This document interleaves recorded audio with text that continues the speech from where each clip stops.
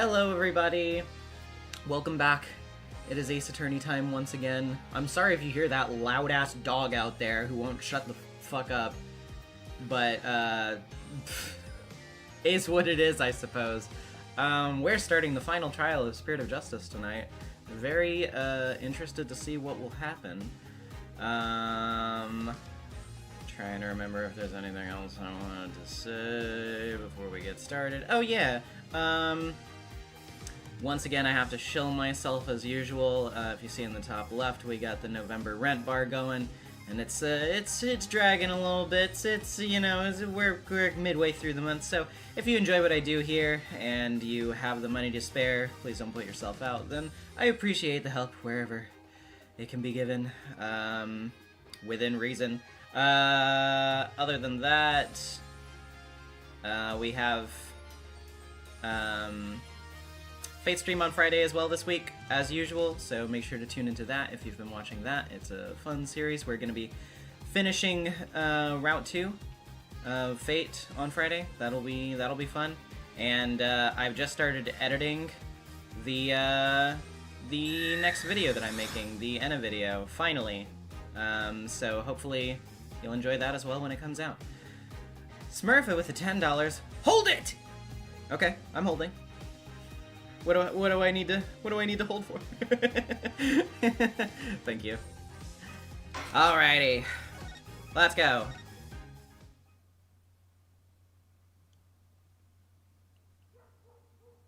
Oh my god.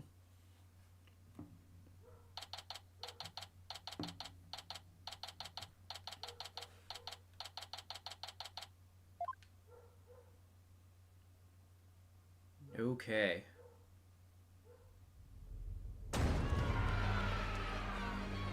Oh, wow. They're just in the courtroom, huh? Alright. Shit. Yeah, go ahead.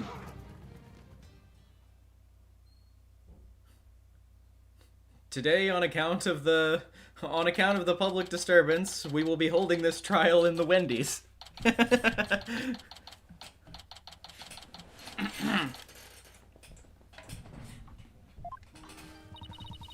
Complete chaos outside. Let's just say the Defiant Dragon supporters demonstrating for Dirk's freedom have taken a very special interest in the outcome of today's trial. They look about ready to string us up if we lose. Trials here are pretty much like the ones back home, but with one major difference. The divination seance. The victim's final memories will become a matter for deliberation. I've heard about that. But they haven't stopped you from winning your cases here in Karine. True, but it wasn't easy. Still, the memories of the dead are simply another piece of evidence. There's always a way to deal with them if your client's truly innocent. Well, I know Dirk is innocent, but... I have one more big secret. Apollo, in court tomorrow, you may find yourself faced with a truth that's difficult to accept. But I know you, and I know you can handle the truth no matter what it turns out to be. I know that because I believe in you. You're my son, after all. Dirk, what is that secret you're keeping? Hey, AJ. Who? Oh, probably, yeah. It's Dats. Here you go, just like I promised. Thanks, Dats. Wait, weren't you arrested by the police yesterday? Yep, and I spent the night in the slammer. Had a fine meal, a shower, even a bed. What more could you ask for? That actually sounds way better than where we're staying. Just remember, AJ, Dirk's found guilty today.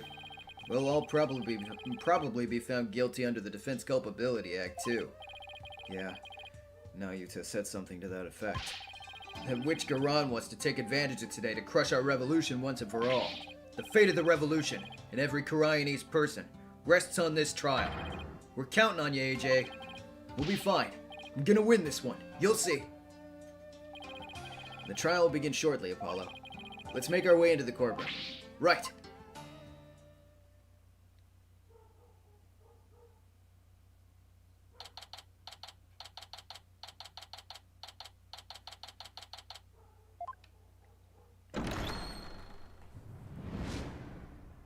Alrighty. Oh my god, please. Let the trial of Dirk Sadmadi begin. The defense is ready, Your Honor. The prosecution is ready, Your Majesty. So it's really come down to this. Well, don't expect me to hold anything back, Nayuta. This trial will examine both the murder of Justice Minister Inga Karkul Karain and the assassination of the former Queen Amara Sigitar Karain. Lorna make it 12 with the $5. Can't believe we're here now. What a road it's been. Fair warning, this one is big. Genuinely think it's worth it, but prepare for the long haul. Yeah, I had pretty much anticipated that we probably weren't going to get through the full trial in this stream, so we'll just see what happens. First, I believe we should address the murder of Minister Inga. Would that be acceptable, Prosecutor Sadmadi?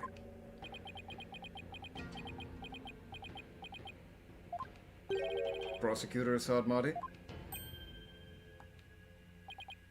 Yes, of course. Please proceed. What's with him? How very unlike you, Prosecutor. Is your mind elsewhere this day? Not at all, Your Majesty. Are you really going to be able to go through with this, Nayuta? Well, Prosecutor Sadmadi, I'd be remiss if I failed to voice a concern of mine. I've heard mention that you're son to the accused, Dirk Sadmadi. You've heard true. Does that fact pose some sort of problem, Your Majesty? A father being prosecuted by his own son? Could one possibly deliberate such a case without having personal feelings intervene? Yes, without question. The Bandana D with the $10. Take that! Thank you. How can the son of a criminal even be prosecutor in the first place? I don't need to hear the gallery squabblings. It's fine. Dirk? Fellow citizens, you do well not to underestimate my son. He's not one to allow personal feelings to interfere with the execution of his duty. Isn't that right, Nayuta? I'll not stop until my work here is done. See? All you doubters just sit back before you trip over your own stupidity.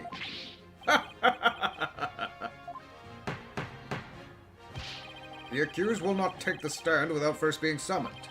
In any case, if Prosecutor Sadmadi has no issue with this arrangement, then let us commence the deliberations. Objection!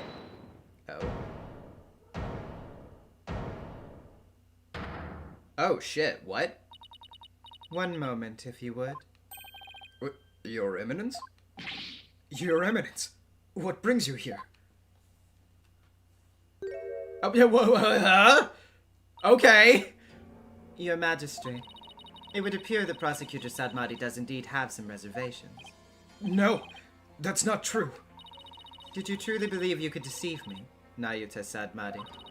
One should hold no reservations if one is to stand on these hallowed funerary grounds. Astro Boy with the $2. Wearing Karain, but the gallery speaks Japanese. Jeez. I mean, yeah, they do pretty much tend to contribute nothing beyond, whoa, is that really true? Are you really able to do it? I don't know. I have none, Your Eminence. No, it's clear that we cannot leave this matter to you. We shall handle the prosecution of enemy of the crown, Dirk Sadmadi, personally, but remain by our side and bear witness to how a true prosecutor enforces the law. Oh, shit. Excuse me, but is the Queen going to prosecute the case? Is that, kosher? There's no need for concern. Before we were crowned queen, we served as a prosecutor. Oh, did you now? Did you now? That's an interesting bit of context. Really? As a foreigner, your ignorance can be excused, but know this. The prosecutor in charge of the Queen Amara assassination case 23 years ago was none other than Her Eminence Queen Garan Sigitar Karain. Oh, okay. Alright. Sure. First your Majesty, and now this. Why doesn't anyone ever tell me these things? I'd heard she served as the Minister of Justice, but she was also a prosecutor? I'm guessing she probably moved up the ladder from prosecutor to Justice Minister. We prosecuted that case 23 years ago, but no verdict was ever rendered. We'd won guilty verdicts in every case until then, for no lawyer could stand up to us. Oh gee, I wonder who that reminds me of. I am at a loss for words.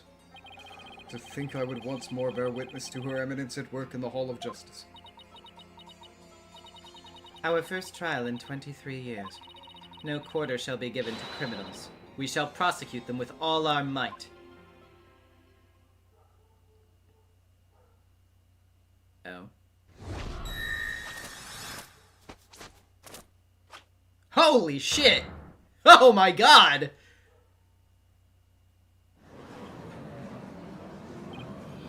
Whoa, what a magnificent sight! The Queen's attire from her prosecutor days! To think we'd get to see it once more! What the... K-Girl 10101 with the $5. She's about to serve court proceedings as a prosecutor, obviously. Yeah, I mean, you know, I know that she's an obvious bad guy and all, but... well, anyway. What the... That's Queen Karan?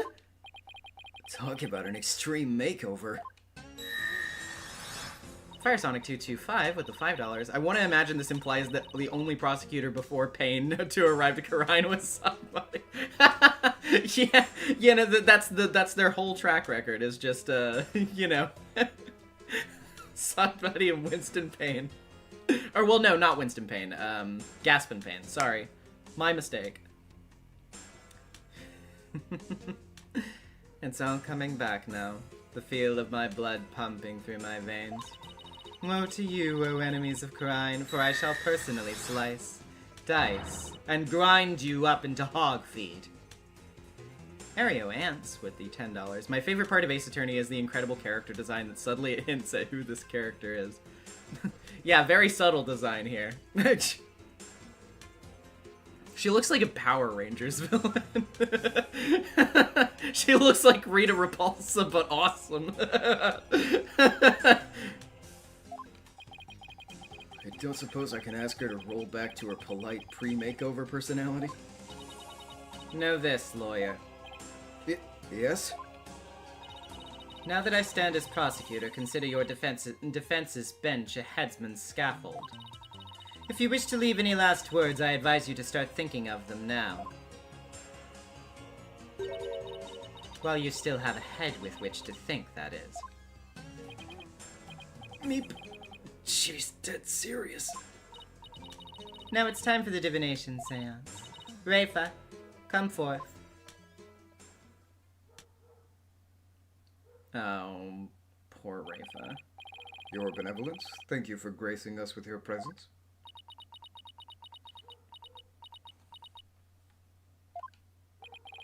Your benevolence, I understand it may be difficult for you, but may we proceed with the divination seance? Yes, let us proceed. Forgive me for asking, but are you feeling physically unwell? Judge, you know, no offense, but, full offense, stop being a dipshit. Of course she feels unwell. You're asking her to look at the final moments of her dead father who was murdered. You fucking idiot. If so, I'd advise you to avoid any undue exertion.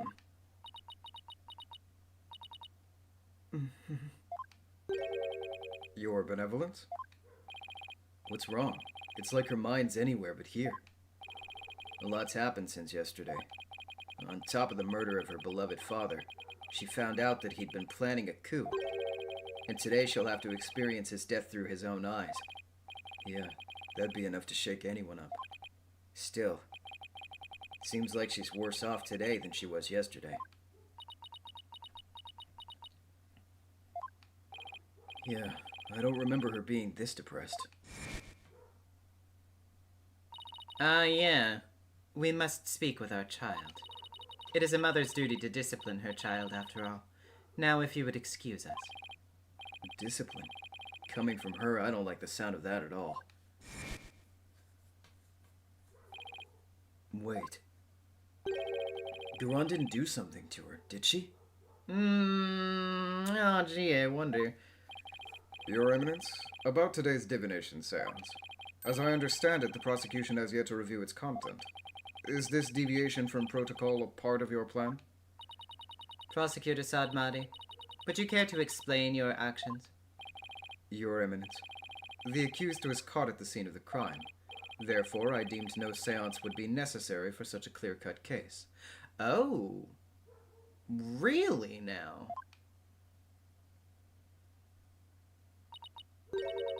You and your bleeding heart. You seek to spare Ray for the trauma of witnessing her father's death. Is that why you've done this? Not at all. Okay. Okay, Nayute, you can get the W for this moment. That's a good character beat. I like that. You were concerned for me, Prosecutor Sadmadi. That's oddly compassionate of him, all things considered. Your Eminence, your Majesty, regardless of what's best for her benevolence, this case is blessed with a bounty of incontrovertible evidence, so I believed we could reach a swift verdict without devoting precious time to a seance. You have a point. Personally, I'd like to spare her benevolence any undue misery. Experiencing the murder of a loved one is a burden no one should have to bear. Prosecutor Sadmadi, Your Majesty, can this trial truly proceed without a divination seance? I can't blame her for not wanting to experience her father's murder firsthand. Your Eminence, what are your feelings on this matter? Shall we have her benevolence return home for some much-needed rest? We shall not. You fools spoil her with your feckless words of compassion.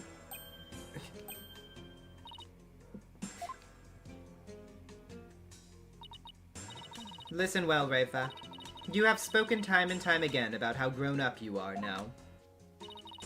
Yes, but... So, let us see if the royal priestess has truly come into her own. Are you prepared to fulfill your duty and perform the divination seance as you should?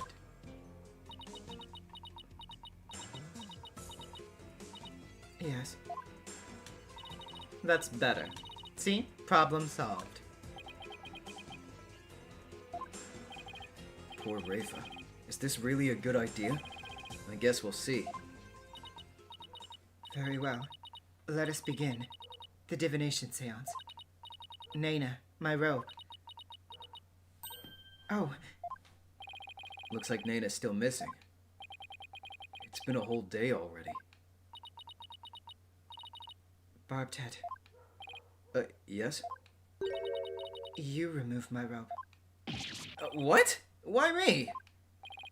Don't keep her benevolence waiting now, Mr. Wright. Can't you see she's ready to begin?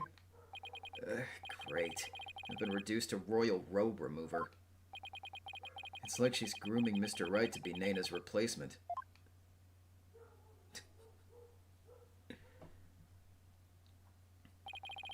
Very well, Your Benevolence. Please start when you're ready.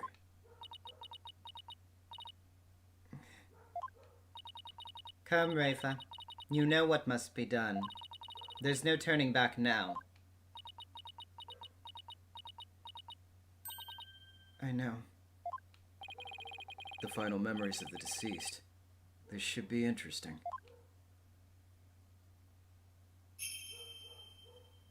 Wow. I feel so Oh, fucking bad Holy for Mother, her.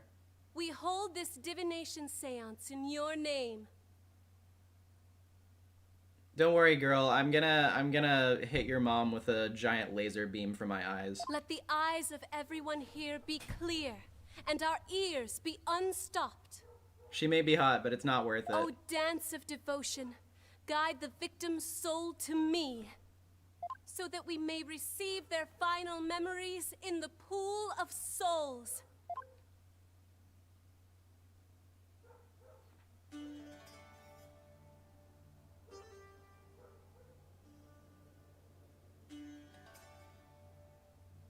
One more time for the dance.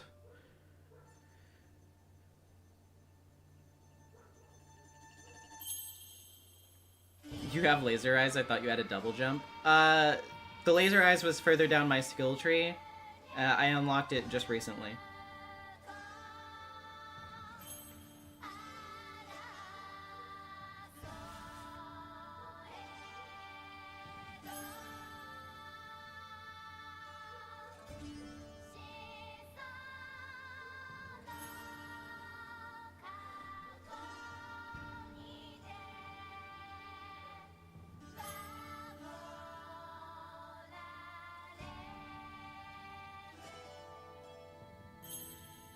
Also, by the way, feel free to stretch this out as long as possible, Rafa. I don't care if I have to watch the dance like a million times or whatever. If you if you just want to delay this as much as possible, then that's totally understandable.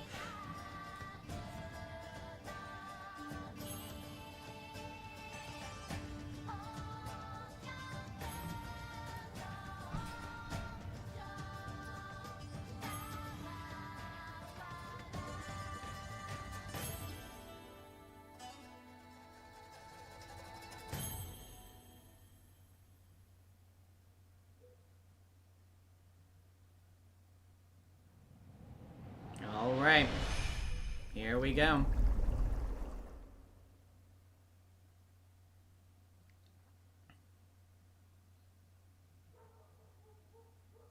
Yeah, that dog's excited about the seance as well. Oh, jeez.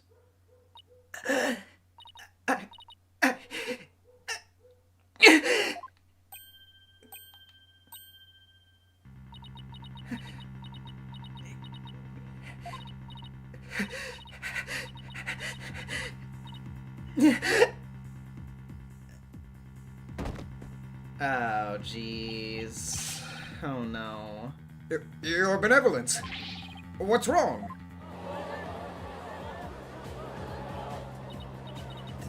This is unacceptable. Bailiff, take her benevolence to the first aid station at once! This is not good.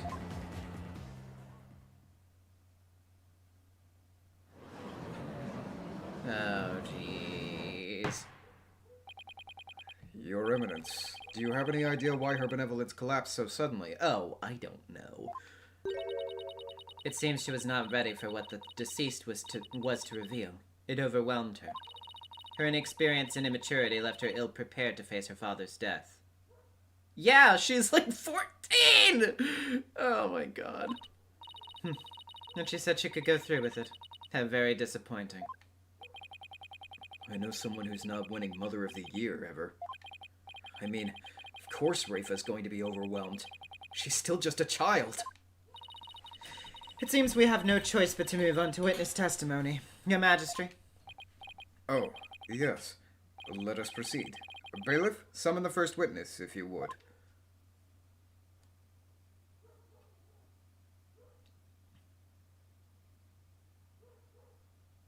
All right, Dirk. Let's go. Is this not the accused? It is indeed. I thought I'd give him the opportunity to plead his case. For true justice is more than a unilateral presentation of the facts by the prosecution. That seems uncharacteristically fair of her. However, should the accused fail to produce convincing testimony, he, along with his cabal of traitorous lawyers, shall immediately be found guilty, and their heads will roll from their shoulders. What? I should have known there was a catch! Your court, your rules. Same as it always was, I see, Garan. Now then, Mr. Dirk Sadmati, if you could enlighten us as to what happened? Well, I would, if I could.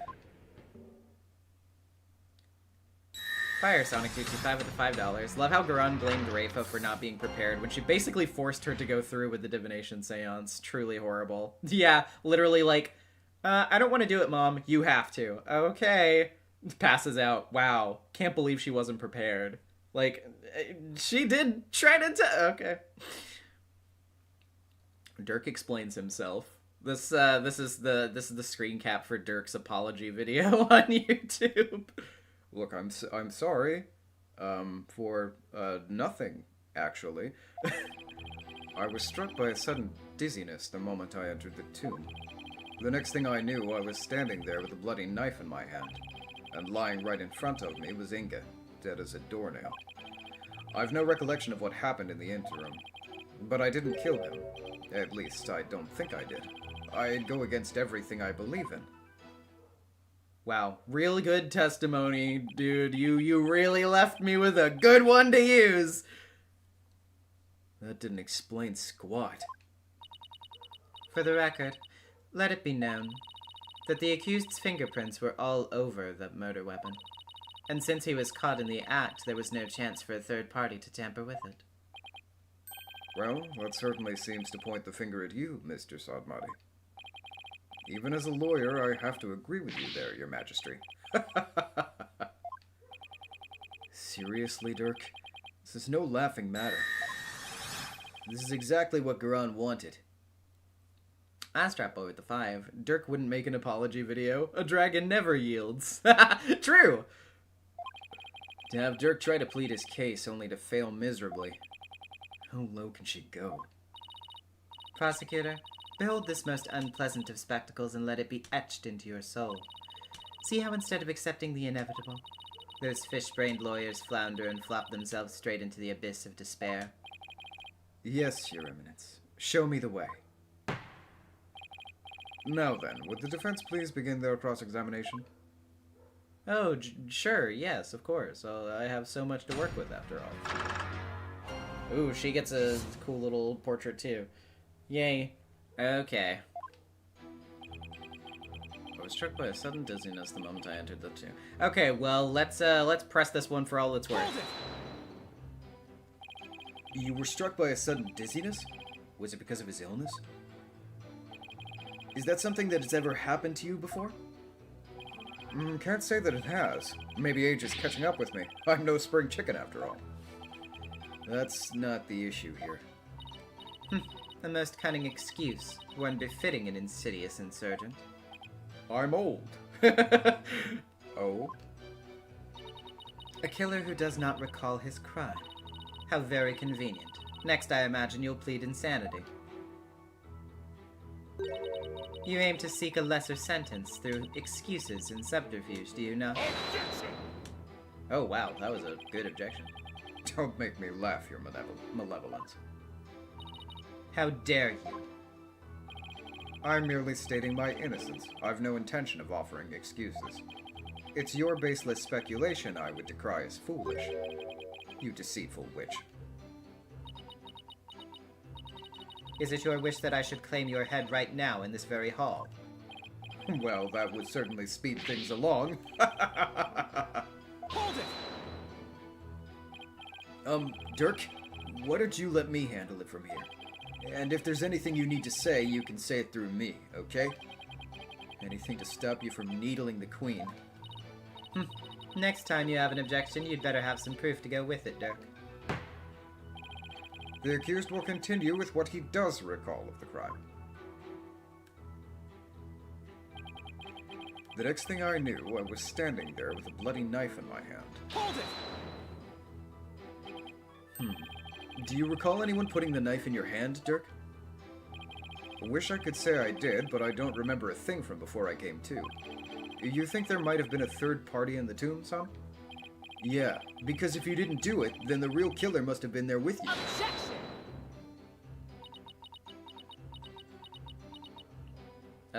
Yeah, you want to follow up on that?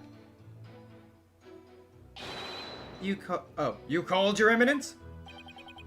Does she go anywhere without those goons? Was there a third party in the tomb when you were securing it? No, Your Eminence. We searched high and low, but found no one of the sort. And there you have it. Oh, right. They did search the place. Furthermore, my guards had the entire tomb surrounded, so there was no way for anyone to escape. That's right. No one got in or out without our knowledge. Her Eminence's on-site directives were absolutely flawless.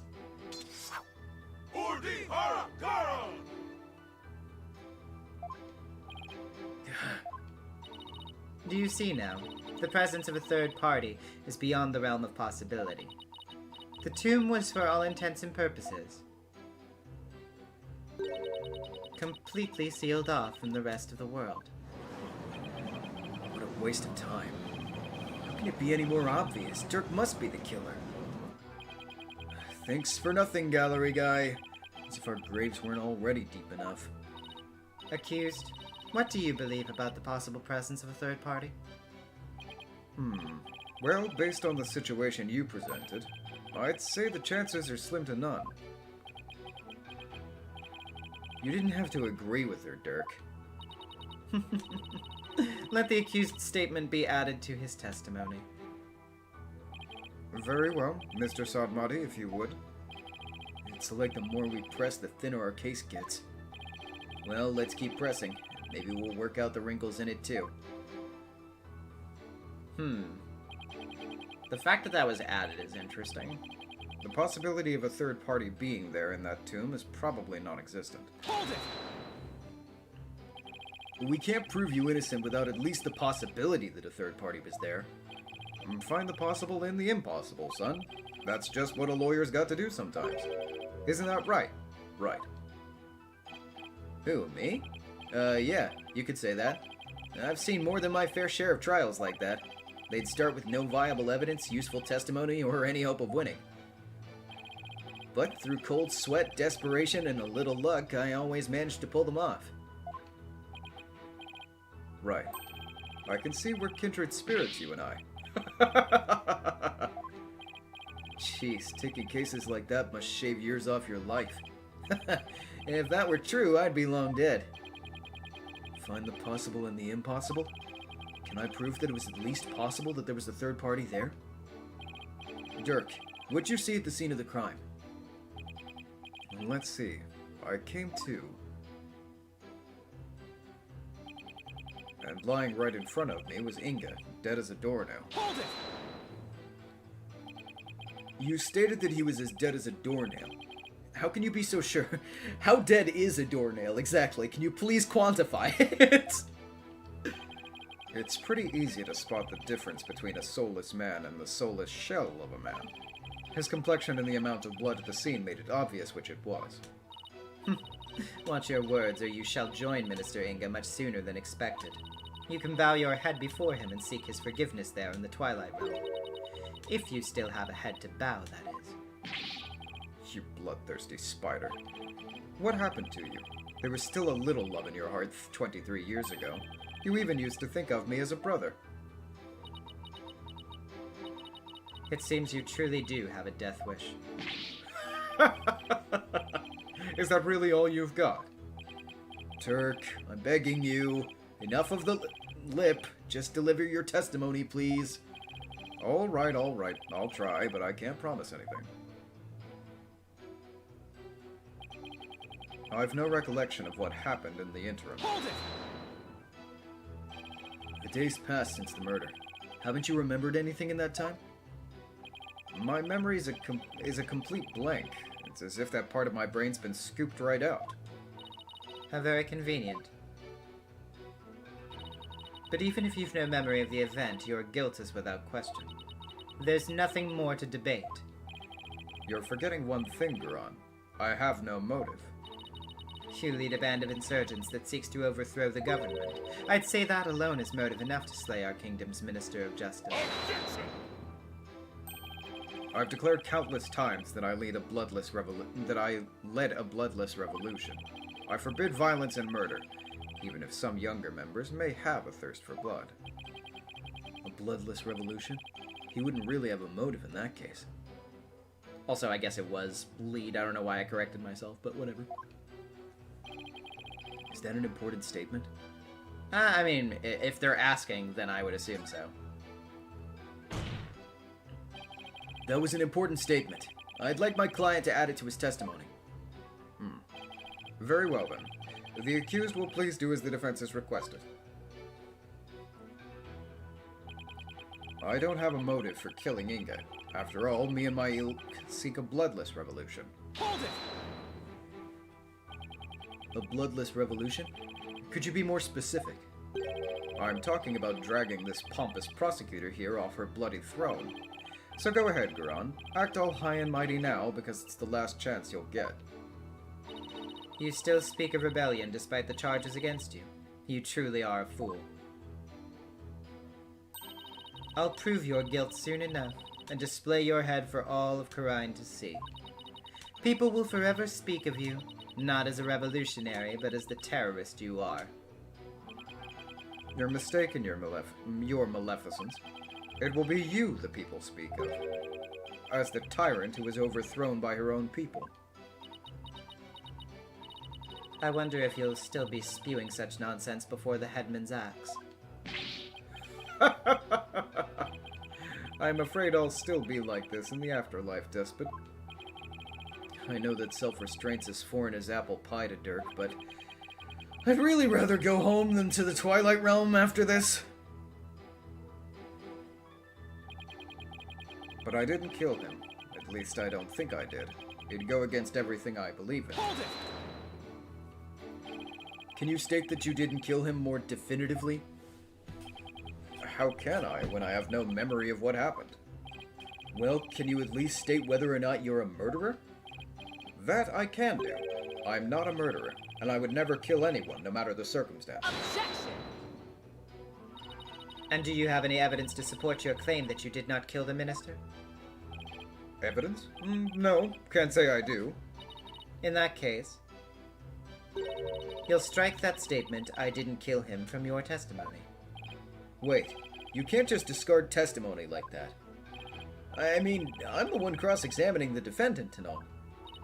Hold your prattling tongue, foreign devil. I'm the queen of this kingdom. And the queen is the law. As such, I need not follow the laws that are in place. I can make and break them at will. I don't know about that. Henceforth, the accused will refrain from stating I didn't kill him. What? Sure, whatever. It's the Garan show, after all, same as always. Though I guess there's no evidence that proves I didn't kill him either. Hold it! Dirk, leave the evidence finding to me. Now please, will you stop agreeing with everything the prosecution says? Alright, I'll stick to the facts from now on. But remember, son, if you truly believe in me, you should be able to prove my innocence. I know you can do it. He believes I'll prove him innocent. Even with all these inconvenient truths? Is that what he's saying? I think Dirk might be onto something. Even the most disadvantageous facts may point the way to the truth. So don't ignore them. Think of them as food for thought. Don't worry, I know. The worst of times are when lawyers have to force their biggest smiles. I need to remember that, no matter how difficult the facts may be to deal with. If only we could establish the possibility of a third party. But does the possibility itself even exist? We don't have a choice. Proving it exists is the only way to start a real dialogue here.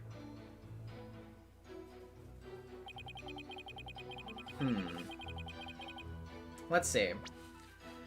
So, it's been a minute since I've looked at the evidence, so let's look over everything again.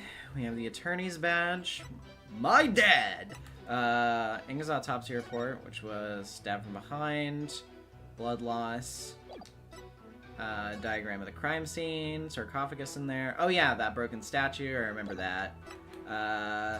Photo of Inga's body, with his funny little flip phone. We have that gemstone of his that was discovered in the ashes of the tomb's incense burners. Caked in soot, that's right.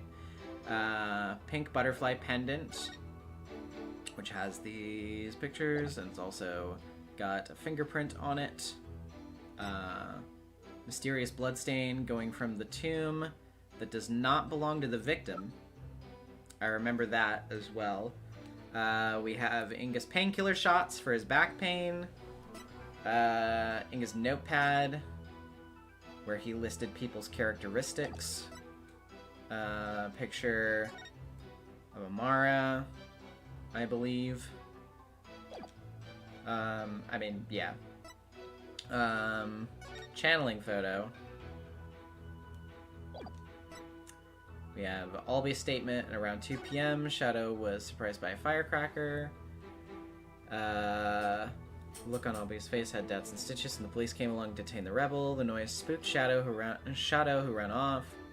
When Albie caught up to him in the courtyard, Shadow had what looked like to be Naina's hat, because we all know that Shadow has been secretly Naina this whole time, of course. The arson incident involving Amara's private residence. Amara was slipped a sleeping pill and perished in the fire. The lighter found at the scene had Dirk's fingerprints on it.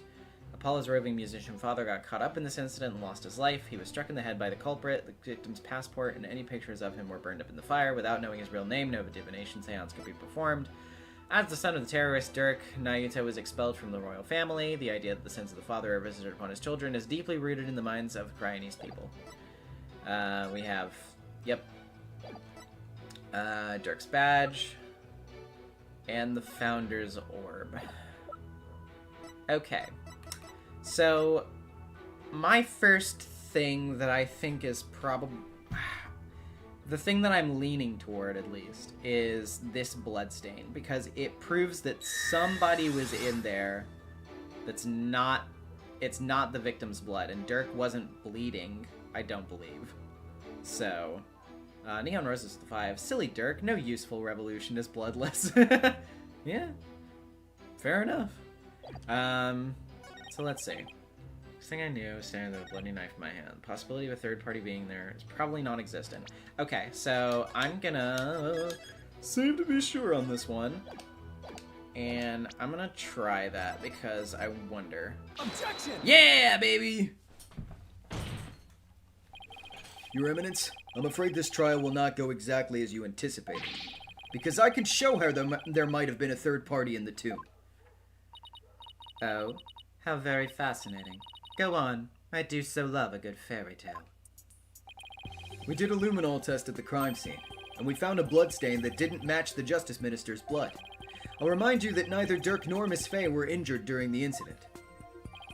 The thing is, this bloodstain we found had been wiped up by someone. What's this? But who would have done such a thing? That's the big question, isn't it? Who wiped up the blood and why? Thinking about it logically, it must be someone who wanted to conceal their presence at the scene of the crime. Oh. And to whom do you suppose the bloodstain might belong? The bloodstain belongs to... Actually... I'll just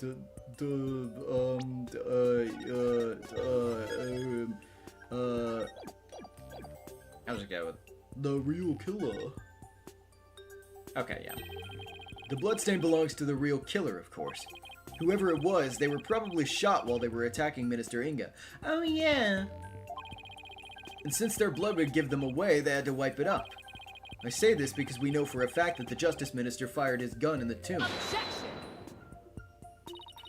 You have the memory of a flea. There was nowhere for anyone to hide. This, too, is a known fact. Objection!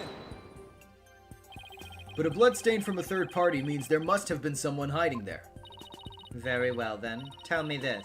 Where was this third party hiding? Oh, the crime scene was thoroughly searched after it was discovered. So if there was a hiding place, it would have to be somewhere no one would dare look. Somewhere no one would dare look? Let's have your answer, defense. Well, I mean, that kind of leaves only one actual viable solution, then, doesn't it? Now, where could a third party have hidden? Take that! There's one place no one would search. Not even the Queen's Royal Guard. Guys, I understand your dialogue. I appreciate it. Do not Fed post in my chat, please. Be careful.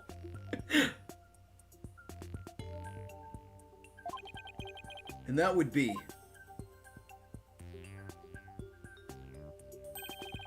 inside Queen Amara's sarcophagus.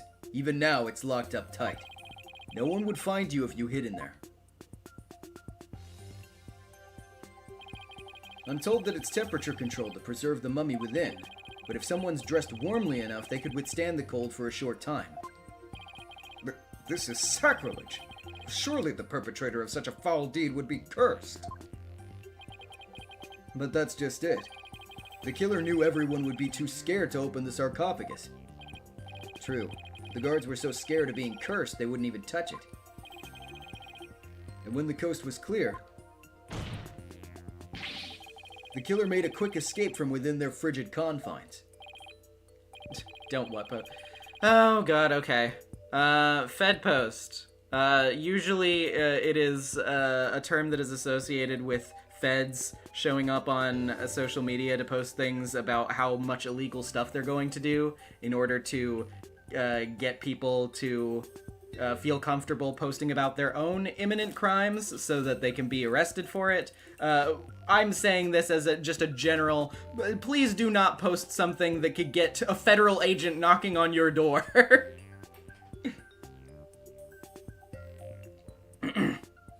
Well now, that does sound like a plausible method of evading capture. The defense requests a DNA test on the bloodstain. And then we'll see who the real killer is. Such insolence! Oh, interesting. Bow your head and kneel, lawyer. So your head may be parted from your shoulders. Huh? But the trial's not even over. Oh shit. The wind attack. What? How soon you forget. You're already on the headsman's scaffold. As such, I could order your beheading at any moment. Silly Marcy, we're playing Ace Attorney. We're not here for real legal advice. Very true. All I did was request a DNA test. There is no need to request such a test. Royal Guard, bring it forth now. Here you are, Your Eminence. The police have already identified the source of the bloodstain. The DNA test revealed that the blood is of the traitor Dirk Sadmati. What? But Dirk wasn't injured. So where did his blood come from? Maybe he coughed it up. Dirk's illness. Oh yes, of course, yes. My anime mother disease striking once again. Still, there was a lot of blood. Could he have really coughed up that much? And did he wipe it up to hide his failing health? Dirk, is it really that bad? Oh, shoot. You got me. His incuritis! Pay attention, horned devil, for this case has already been solved. Well, shit. You claimed that this bloodstain would lead us to the real killer, did you not? About that. Did you or did you not make that claim of your own volition, defense? Yes, I did. After she steered you in that direction, that is. I fell right into her trap. Do you see now the folly in opposing the very embodiment of the law? Well, whatever you say or do shall come to no avail. A third party at the scene of the crime? It's beyond the realm of possibility. No! Praise be for Queen Garan! Her Eminence's legal tactics are beyond compare! I hate to say this, but she really got us good. The key to Amara's sarcophagus is under the protection of the royal family. My husband and I are the only ones who could open it. Therefore, it'd be impossible for some knave to open it. Can I really discount the sarcophagus as a hiding place, though? What if the real killer's still in there? No, that's just ridiculous. I believe we have rebels and sympathizers in the gallery today. It is to you I speak. Have you been listening? Dirk Sadmati, the one who proclaimed a bloodless revolt, has betrayed your cause by resorting to murder. No, it can't be. Dirk would never. There must be some kind of mistake.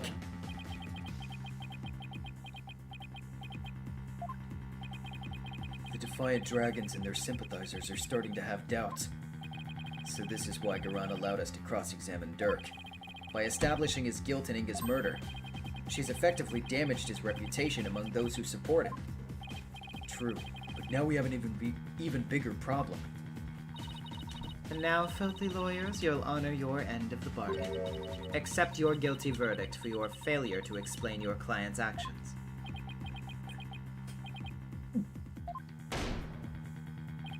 Huh? Now, I shall pass judgment upon the criminal Dirk Sadmati. What's this? You shall pass judgment? But your eminence, is that not my role? Hold your tongue. You are but a figurehead before me, the embodiment of law. Consider yourself dismissed.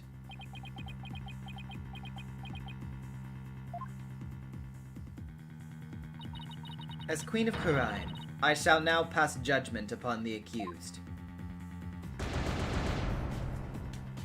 Well, goddamn.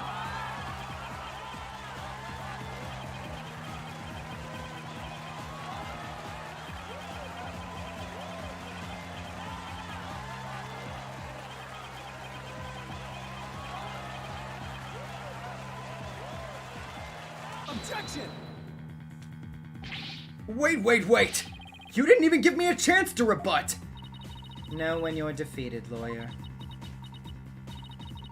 But just this once I'm willing to show you the depths of my compassion. Tell me why I should allow these proceedings to continue. Come, convince me. Quick, Apollo! Even if you have to bluff, we've got to keep this trial going. Show her that the crime could have been committed by a third party. How am I supposed to do that? Oh, why don't you start with, how about the timing of Inga's murder? What? This whole case is built on a single premise. That Inga was murdered after Dirk entered the tomb. But what if that's not true? Like, if our assumptions are all wrong? It just might work. Yeah, 'cause we didn't see him all day. Well, don't keep us waiting, defense. Dirk became the prime suspect because it didn't seem probable that there was a third party at the scene of the crime. But there's another question we should ask ourselves at this time. Was Minister Inga really killed after Dirk entered the tomb? What nonsense is this? Setting aside the assumption that the murder occurred after Dirk arrived on the scene, opens up the possibility of a third party committing the crime. The question before us is, when was Minister Inga really killed? Okay, well, what did his autopsy say again? At approximately 3 p.m.? Is there any room to wiggle around that? After the body was found. After the body was found? After Dirk entered the tomb. Before Dirk entered the tomb.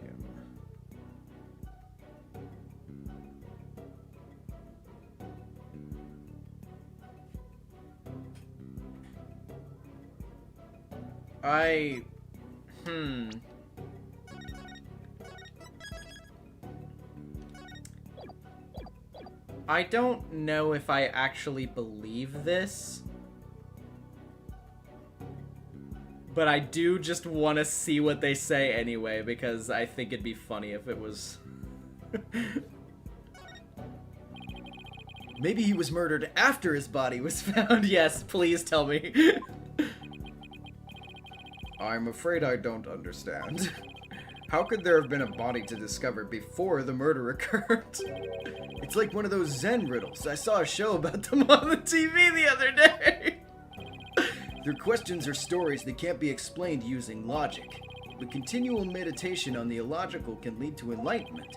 A famous example is, what's the sound of one hand clapping? I have a better question, defense. What is the sound of one penalty landing?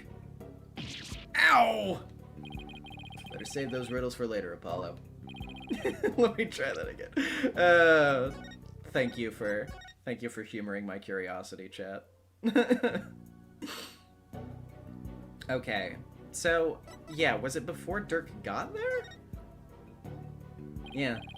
Isn't it possible that before Dirk even set foot in the tomb, Minister Inga was already dead? Astrapple with the 2, and the first body was Betty Sadmati.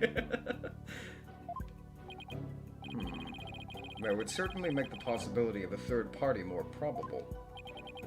Why, of course. I fell unconscious right after I entered the tomb. Even if I hadn't, I wouldn't have had a clear line of sight to his body from the entrance. Which means... You wouldn't have noticed his body either. You wouldn't have noticed his body either way. This scenario is entirely possible. And so we can't rule out the possibility of a third person committing the crime. I see. Well, that certainly does make sense. So far, so good. This might actually work. Very well. I shall play along with whatever little game you have knocking around in that tiny mind. I was starting to get quite bored of all this. I could do with a distraction. Yes. Let us hear some testimony that will shed light on when exactly the minister was slain. 2K plays with the $10. Big CPA exam tomorrow, so we'll catch the VOD, but have fun and thanks for the future entertainment. Good luck with your exam, and thank you. Bailiff, summon Rafa. Surely she's recovered by now. But what about me? Don't I serve a purpose anymore? Oh, Rafa. I hope you're feeling better, Your Benevolence. Must I perform the divination seance? What? Oh, no. We merely require your testimony this time.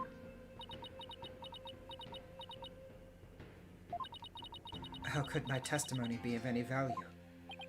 Your Benevolence? Princess Rafa seems awfully depressed. After what she's been through, summoning her again's like rubbing salt in the wound. Being unable to perform the seance was probably the last straw. I hope she doesn't pass out again. Prosecutor Sadmati, may I ask you something? Of course, Your Benevolence. I've been meaning to ask you this since yesterday. Did you know about Queen Amara? And about me? From where did you hear such a thing? From Mother, and only yesterday. Rafa was carrying on about telling the truth to the people. So I told her. I told her what the truth really was. For it's up to a mother to discipline her child. I see. Be that as it may, Your Benevolence, it has no bearing upon our trial here today.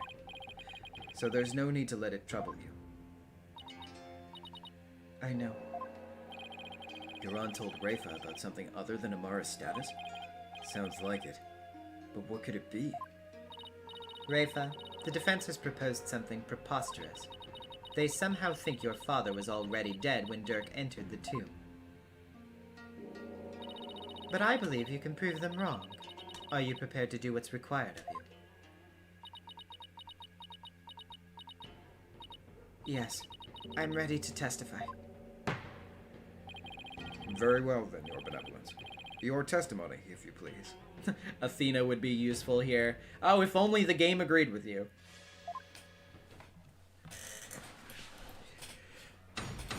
No, Athena's a girl. We can't ever do anything. It has to be Phoenix and Apollo, otherwise it won't be cool and based. On the day of the murder, I was gazing upon the courtyard from my second-floor veranda. Around 2:30 p.m., I saw my father heading for Amara's tomb. Then, at about 2:45, I saw Barbted and company enter the courtyard. I saw no one go in or out of the tomb after my father entered at about 2:30.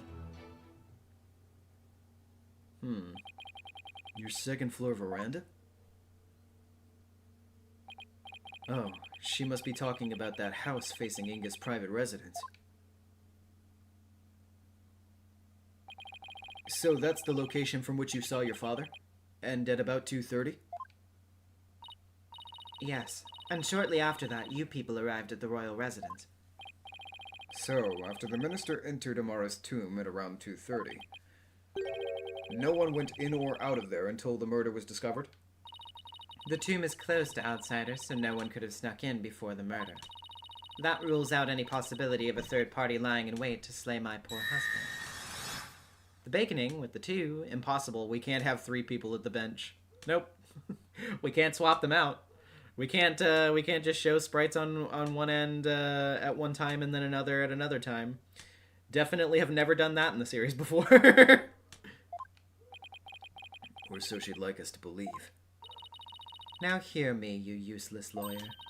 Cease this charade and bow before me. For I, Queen Garan, shall finally have your head. Forgive me, Your Eminence, but first let us allow the defense to question the witness. Didn't they do it in Dual Destinies? Yeah, I believe so, yeah. It's been a minute.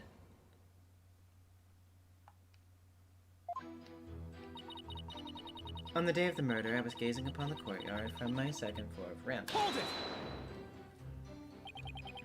You say you've been watching the courtyard until we arrived, correct?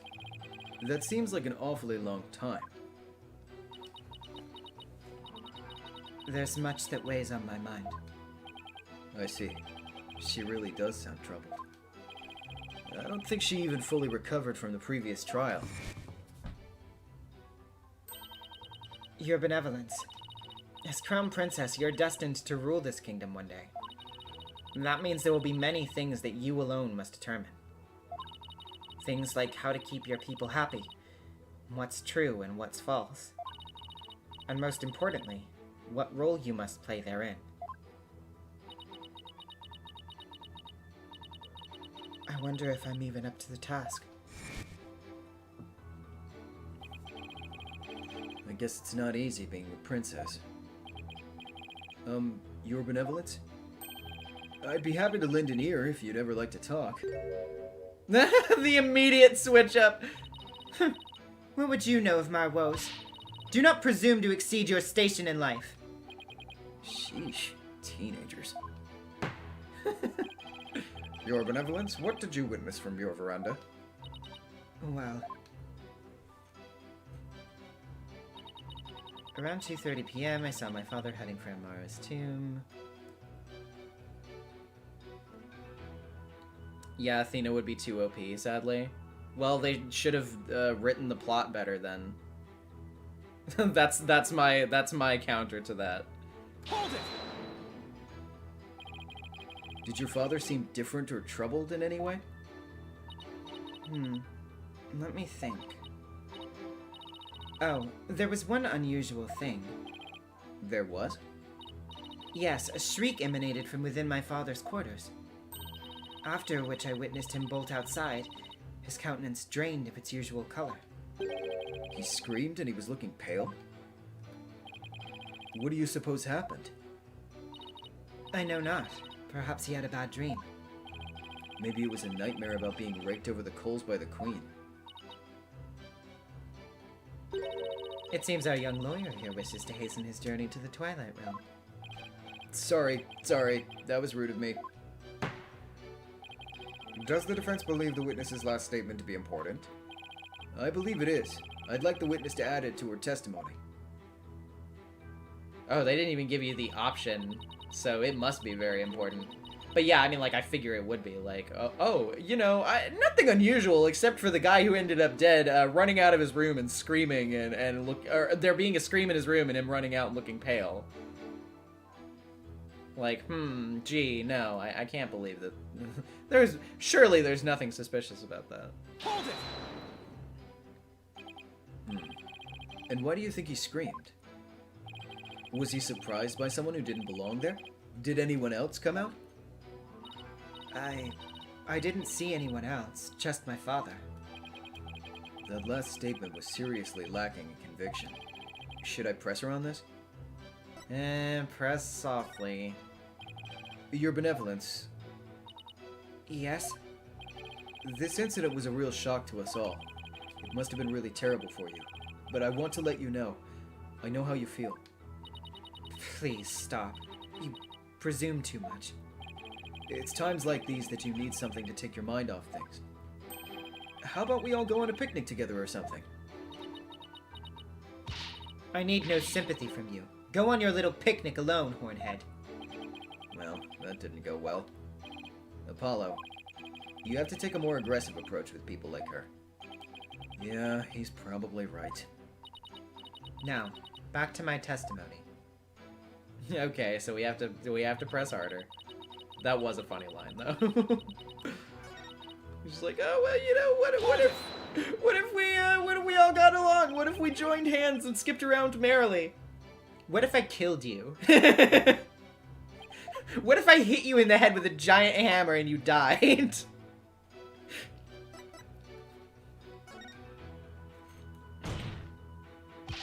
Your benevolence. Let's have some details. The more the better. Details, you say? Yes. For example, are you sure you didn't see anyone in the royal residence before 2:30?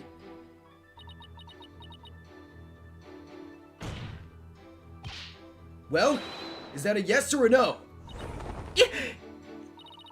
Foreign devil, I've been gazing upon the courtyard since about 2 yesterday, and I saw none other than my father. Oh, if only I'd stopped him then. I think you've struck a nerve, or rather obliterated one. Maybe I pressed a little too hard. Still, that last statement seemed a little off somehow. So you didn't see anyone except your father in the courtyard after 2 p.m., huh? Please add that to your testimony, Your Benevolence. I'd been gazing upon the courtyard since about 2, but father was the only one I saw. Hold it!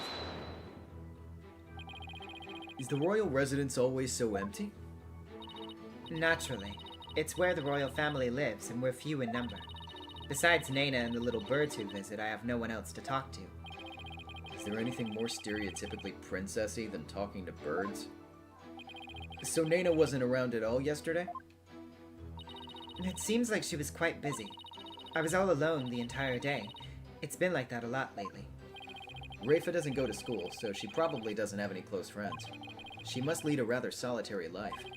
I guess being a princess isn't all it's cracked up to be. Rafa, I shall buy you a new servant. I don't want you to buy me a new servant like some sort of pet! I want Nana! I'm beginning to see why Rafa turned out like she did. Your Benevolence, please tell us about what happened after you saw your father. Well, it was around 2:30 when I saw him heading for the tomb. Then at about 2:45, I saw Barbed Heading Company enter the courtyard. Hold it! 2:45. Yes.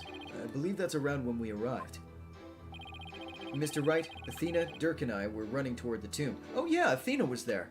I wonder where she is now. I'm outside the court, you dickhead! Let me in! I can help you! If only we had Athena here. Yes, I was taken aback as we don't normally see commoners in the palace courtyard. Even more shocking was that Dirk, a wanted man, was with you.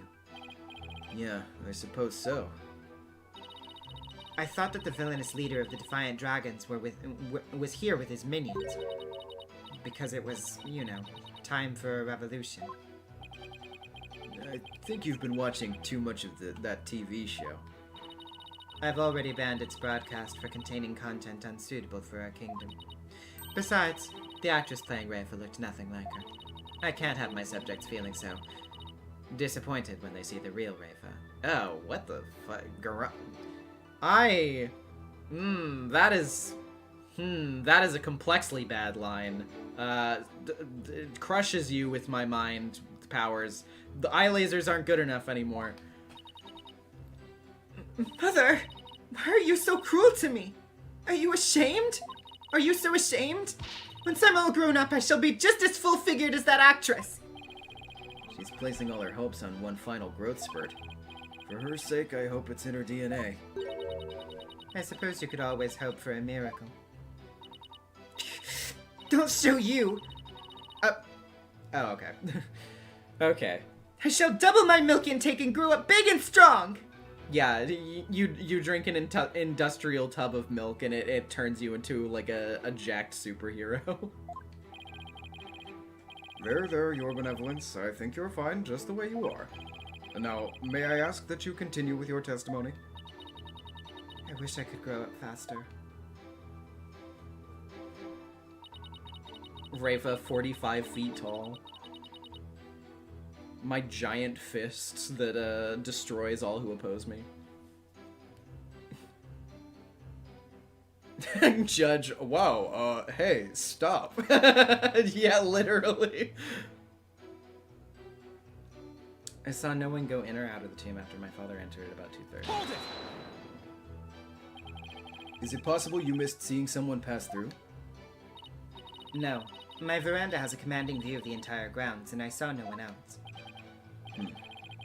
But that doesn't seem right somehow. Do not underestimate my daughter. She may be lacking elsewhere, but her eyes are the finest. Lacking elsewhere? Talk about a mother I'd never wish on my worst enemy. She needs Nena now more than ever. Rafa didn't see anybody in the royal residence area after 2 p.m. That's a really long time to just look at a courtyard. She was probably lost in thought. She's at the age where I'm sure she's got a lot on her mind. Okay, I think I know what's wrong with this.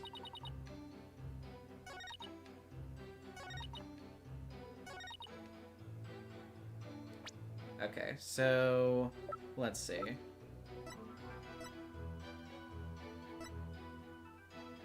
Yes. Objection! Your benevolence. You're covering for someone, aren't you? Huh? I don't know what you're talking about. Sorry, Rafa, but you're not gonna like this. Well, the thing is, I have a statement here that you might find interesting.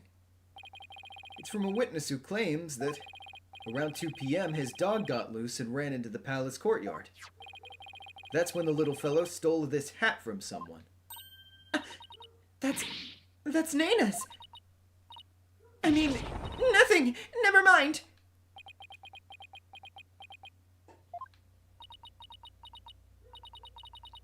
You fool of a daughter. It seems the princess made a blunder. So let me get this straight. This is Nana's hat, which means she had to have been in the royal residence at around 2. If so, then you had to have seen Nana sometime after 2 p.m. yesterday. No! Please, your benevolence, tell us what you really saw.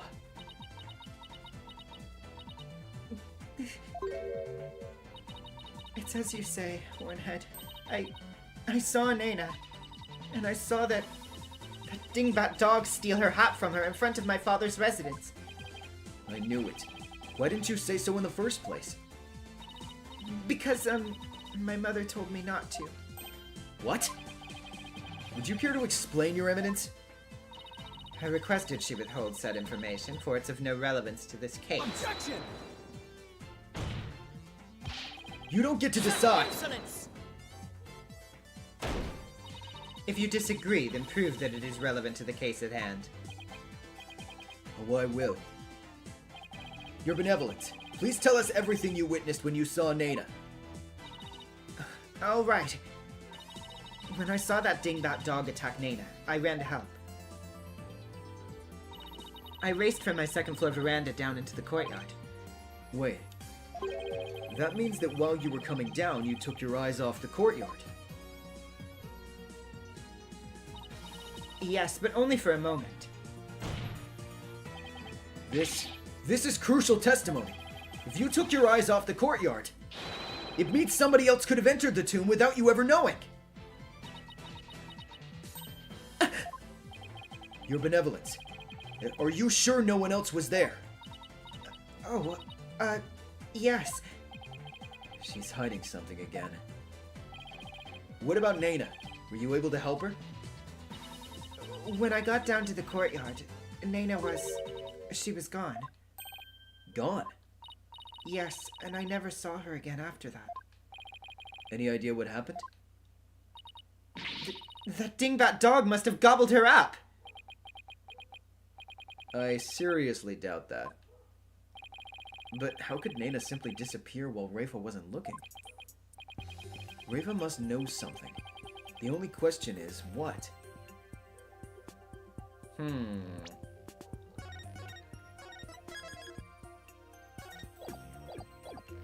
Oh, this isn't a penalty one anyway. I don't know if I think she knows where Nana went. but maybe why. Why do you suppose Nena disappeared? Even an educated guess would help. For example? For example, maybe she got fed up with you acting like a spoiled child? You know, something like that. Such impudence! Nena would not leave me merely for acting spoiled. You're not even gonna deny your behavior? In any case, it seems I was wrong. Moving right along. Huh, okay. Well then, sure. Do you have any idea where Nena disappeared to? What do you mean? Well, during the time you took your eyes off the courtyard, someone could have headed into the tomb. And it just so happens that Nena disappeared right at that moment. No! Wait, you think Nena had something to do with the murder? I don't think we can rule it out. It sounds like something had kept Nena occupied since the early morning.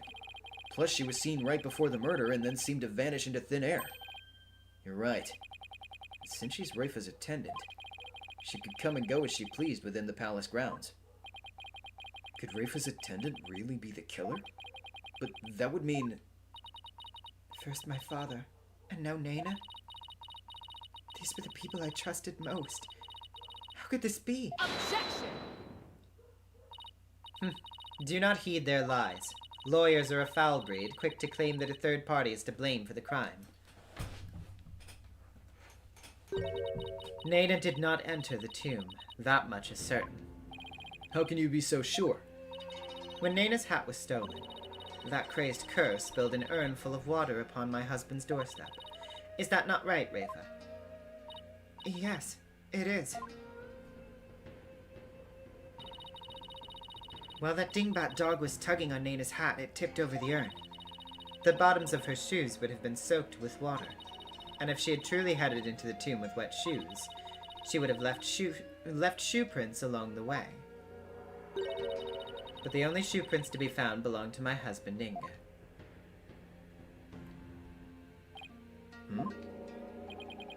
Then... That's right. Nena never did go into the tomb that day. Instead, she entered my husband's private quarters. How do you know? It's quite simple. Shoe prints were discovered in Inga's private quarters. Shoe prints that belonged to Nena. That's right. Edgeworth and I did see some shoe prints in there.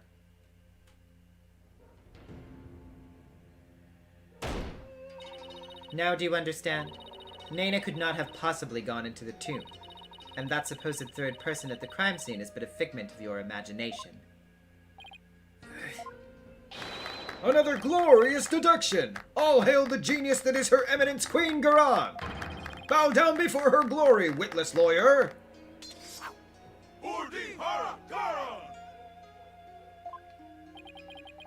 Could those guys fanboy any harder? But is it really true? Did Nena not go into the tomb? Excuse me, but... Mr. Wright? Your benevolence, what time was it when the dog attacked Nena? I believe it was about 2:15 p.m. I see. Apollo, if Nena entered Inga's private quarters at around 2:15, and Inga came racing out around 2:30, pale-faced and screaming, then... I know what you're getting at. Yes, that might explain his scream. Would the defense please share their theory regarding Justice Minister Inga's scream? Certainly, Your Majesty. Minister Inga screamed because...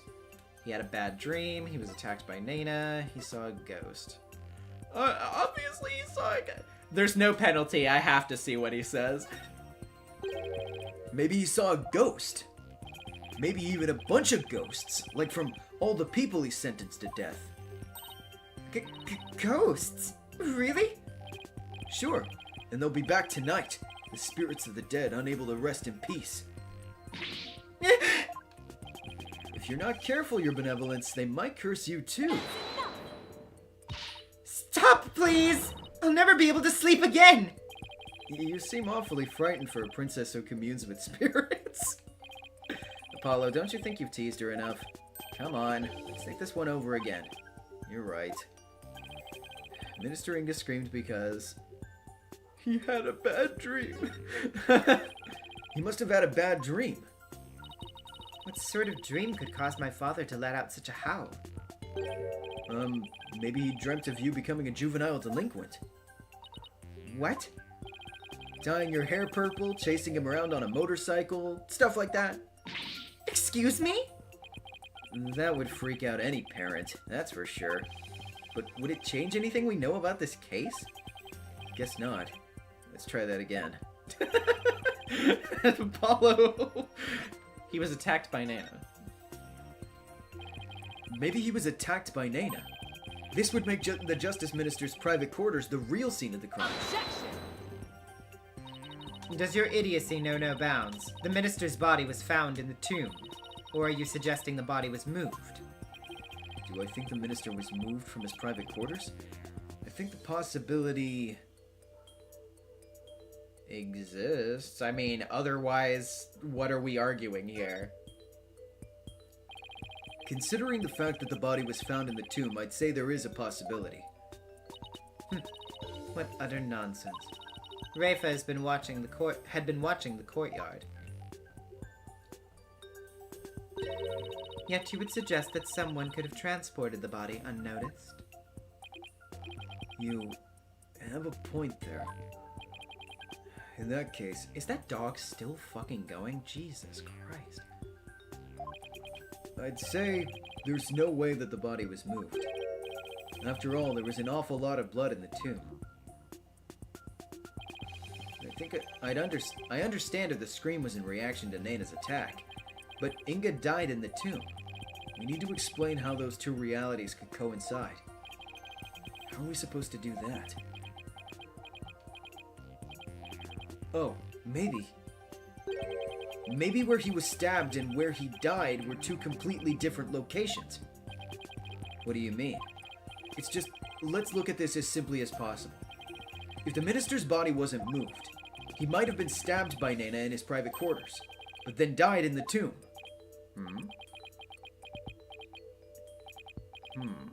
I see. On the one hand, that seems plausible, but on the other, it seems decidedly implausible. Prosecutor Sadmati, what is that fool babbling on about now? Is this a riddle from one of those fortune cookies Americans seem so fond of? Perhaps, but I believe he himself does not know what he means to say. In all likelihood, it was a poor attempt to confuse us. We should simply ignore it. Objection! I wasn't finished yet, so hold off on the analysis, would you? The autopsy report never stated that the minister's death was instantaneous, so he could have conceivably moved from one place to another after being stabbed. Oh my! Are you suggesting he ran all the way to the tomb with a knife sticking out of his back? Well, yes, that's the gist of it. In short, Minister Inga saw Nana with a knife, let out a scream, and when he turned his back to her to flee... Right, and that's when he was stabbed from behind. Well, Your Majesty, does my theory hold water? Such insolence! How dare you bore me like this? Huh? You're a humorless moron spewing an endless stream of unamusing drivel. I wasn't trying to be funny, Your Eminence. Prosecutor, enlighten this ignorant clown in lawyer's clothing. Your Eminence. Ha!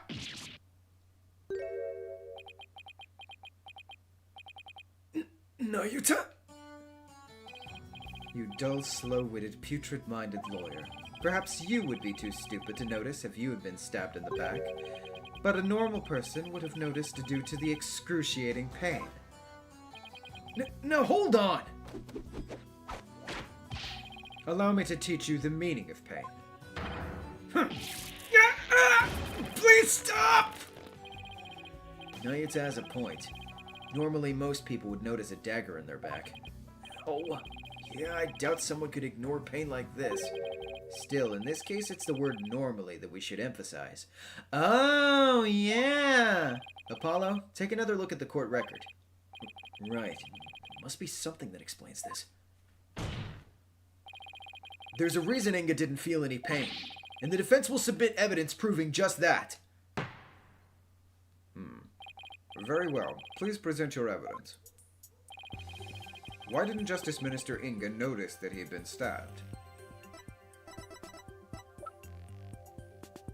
Take that! Those are my father's painkiller shots. The defense will explain the significance of this evidence. Minister Inga suffered from terrible back pain. So often he injected himself with these. We're told that one shot in the back would make all of his pain go away. With this, it's easy to explain what happened. Don't tell me you didn't know about these, Your Eminence. You can't mean. Minister Inga was stabbed in his back, close to where he usually injected the painkiller.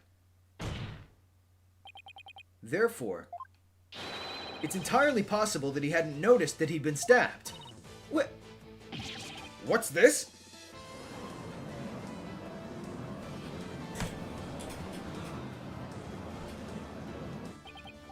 Then, are you suggesting Justice Minister Inga really ran off with a knife protruding from his back?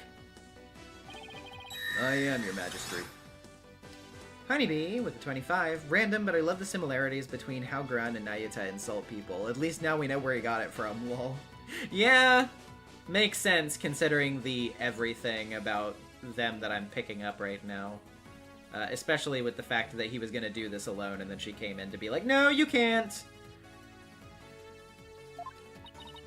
So then, when I saw my father, he had a knife sticking out of him? I mean, with that cape of his, I couldn't see his back very well. Yes, the knife was there. It was just plunged in so deep you didn't notice under the cape. Therefore, when you saw your father, he was already dead.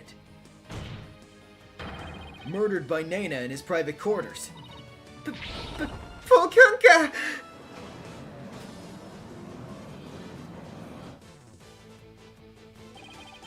Holy mother of Karide. Are we dealing with the living dead here? Well, technically he wasn't dead yet. I know it's hard to believe, but this is a plausible sequence of events.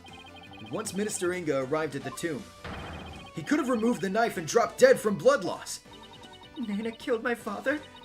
There must be some mistake! The defense would like to call Nena to the stand. Objection! You seek to drag an innocent old woman to the stand with no proof whatsoever. Well, there's no real proof, but... What a tangled web of expedient lies you weave. I can no longer tell fact from fiction. Who or what shall I believe in now? I'm sorry, Rafa. All I've done's confuse you. But I have a sneaking suspicion Nena is involved in this case in one way or another. Just when I thought we'd blown this case wide open. Well, there's no turning back now. You fool of a lawyer. I know why you're so desperate to prove the accused innocent. You do? Yes, because he faces public execution if proven guilty. As shall you under the stipulations of the Defense Culpability Act. From the moment you accepted this case, you have had no choice but to fight for your lives. No. The simple fact is, I've always believed that Dirk is innocent. Still you cling to your pretense.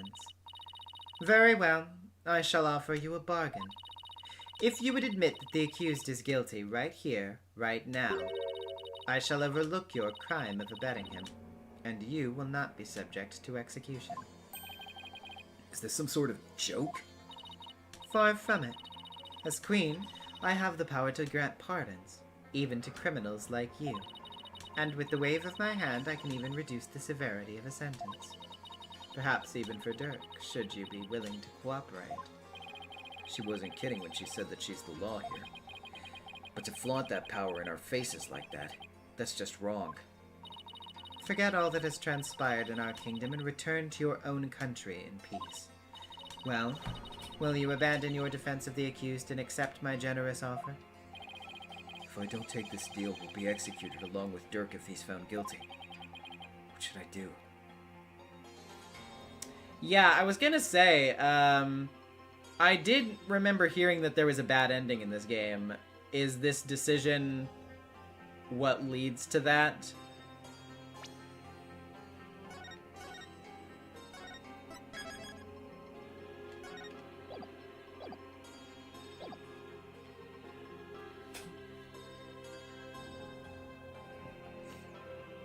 There were several bad endings. Huh.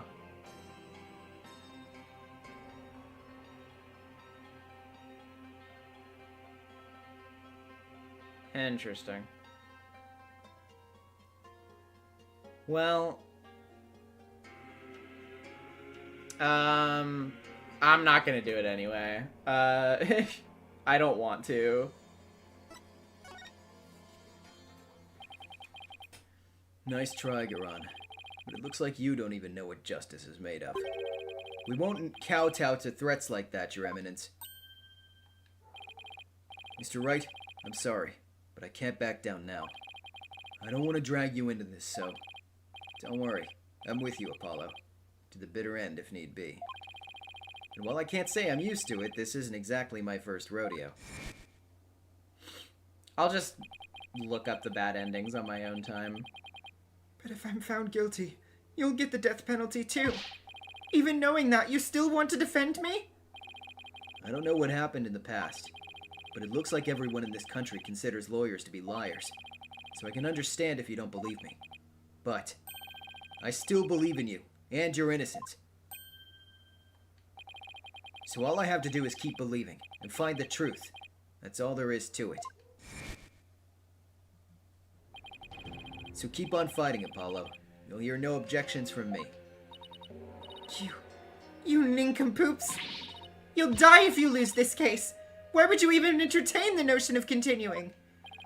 I believe that Dirk is innocent. That's why. And besides, trials exist to give the truth a chance to get out in the open. You can't just give up because you're afraid of some punishment. Even if the punishment is death? Does that not frighten you, Hornhead? Who wouldn't be scared? I mean, just thinking about it makes me weak in the knees, to be honest. Honestly, like, when it comes to, like, optional bad ending routes like that in games, I tend to just go for the good first, if it's obvious enough what would lead to a bad one.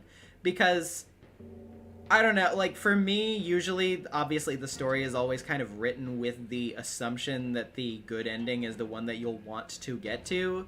So it's thematically in line and, like, vibe-wise in line with everything else. So when you interrupt your blind playthrough of the story and then go down the bad route, then you just immediately stop the tone dead in its tracks and swerve off into a completely different, area of story, and it just doesn't feel like it fits what's going on anymore at all. And it usually is just, like, very depressing in a way that kind of takes the wind out of your sails, at least for me. So that's why I kind of tend to prefer to wait. But as a lawyer, I have a duty to protect my client. I can't just abandon that. A duty you're willing to die for? And yet, Duty. It's a heavy burden, all right. Rafa looks like she's really struggling. Your benevolence. As Crown Princess, you're destined to rule this kingdom one day.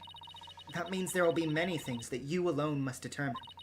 Things like how to keep your people happy, and what is true and what is false.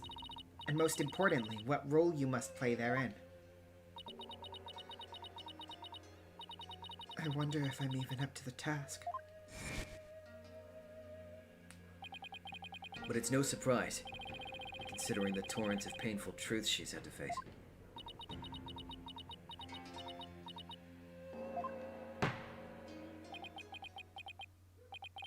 Very well, then. If the defense is prepared to face the death sentence under the Defense Culpability Act, then I see no reason not to continue with the proceedings. But I must admit, I see no grounds for doubting the accused's guilt. Unless the defense has further evidence that would indicate a different suspect. Do we have anything like that?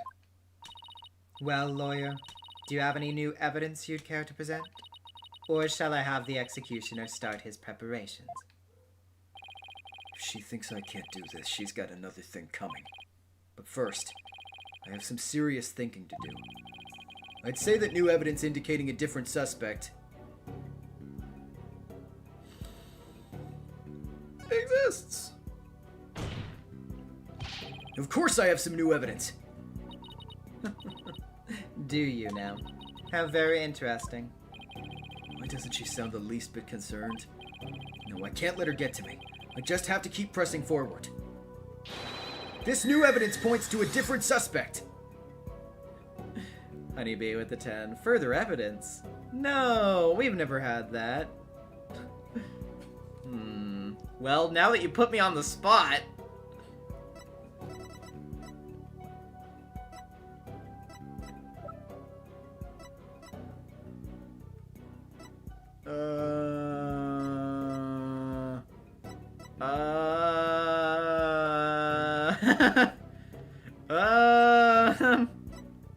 Well... It was my dad.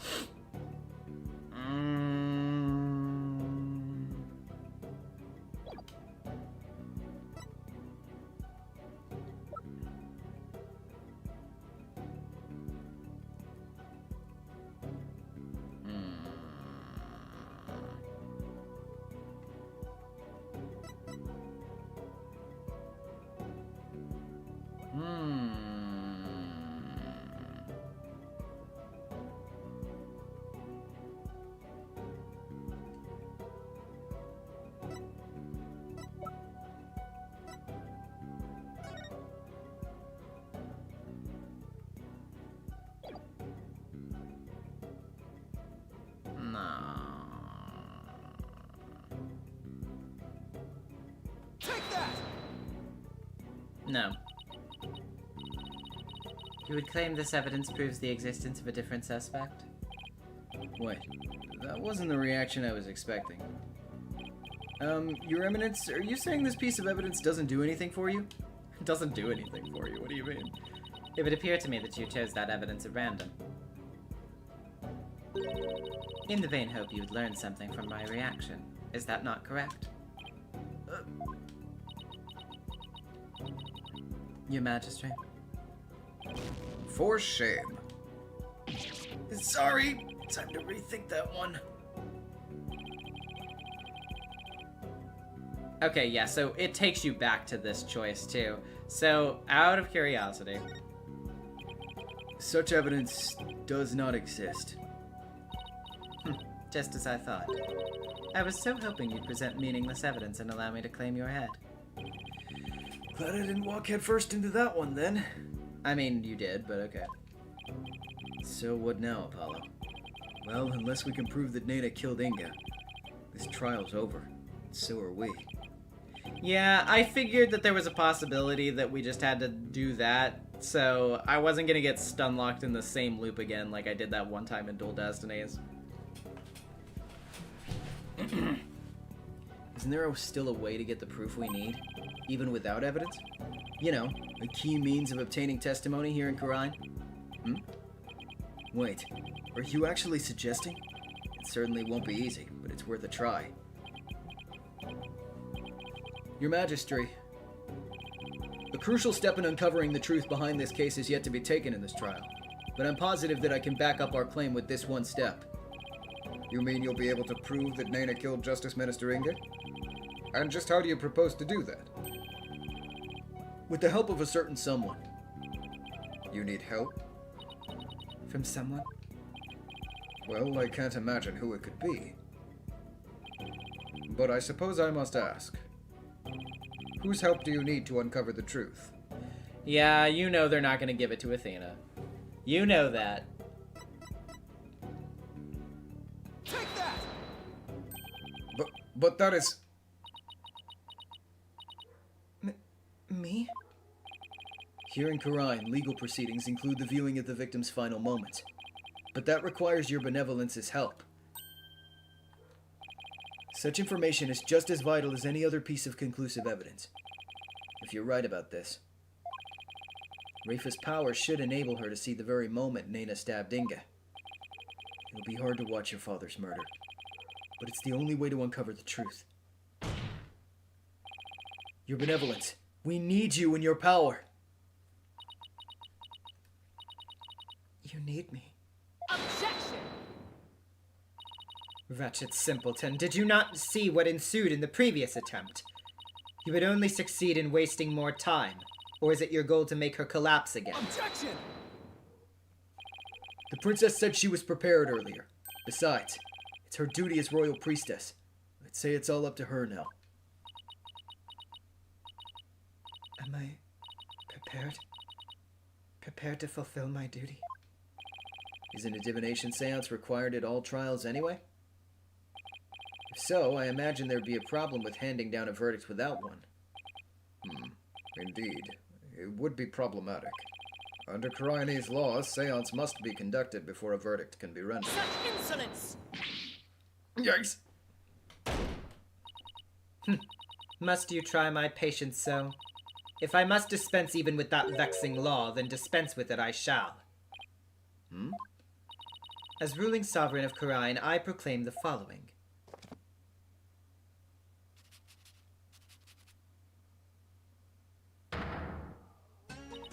Henceforth, the divination seance shall be optional. What? She has the power to do that? She just rewrote the law with a flourish of her hand.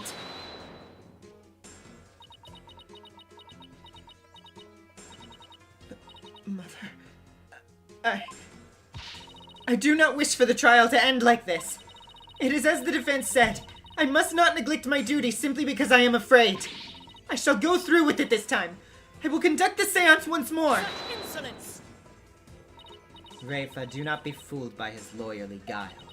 You're not prepared to witness your father's death.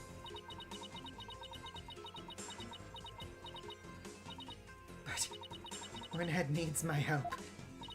Rafa, did you not tell me earlier? Did you not tell me you were prepared? Sean with the 25. There's only one person who can help us get to the bottom of this case, and his name is John Cena. Garan saying, no, we don't have to do that. I've changed the law. Are you sure about that? Thank you, Sean. But despite your grandiose posturing, you collapsed in the most piteous fashion. Even worse, you've erred in your insights of late. For has not the barbed one there overturned them more than once?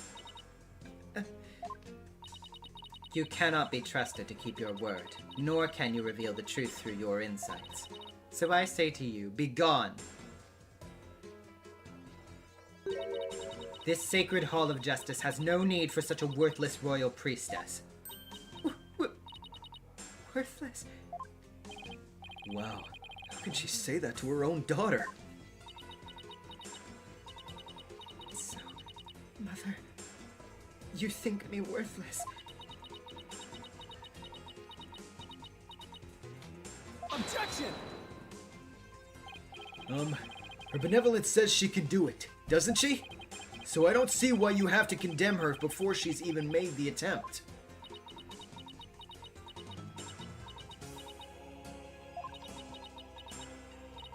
Very well, Horned Devil. If you really are so bent on having a seance, I shall give my consent. Really? However, should Rafa fail once more, you two and the accused shall all be executed on the spot. Come again? This is proving to be far more entertaining than I'd anticipated. Well, lawyer, what say you? Will you wager your life and call on Rafa to perform a divination seance?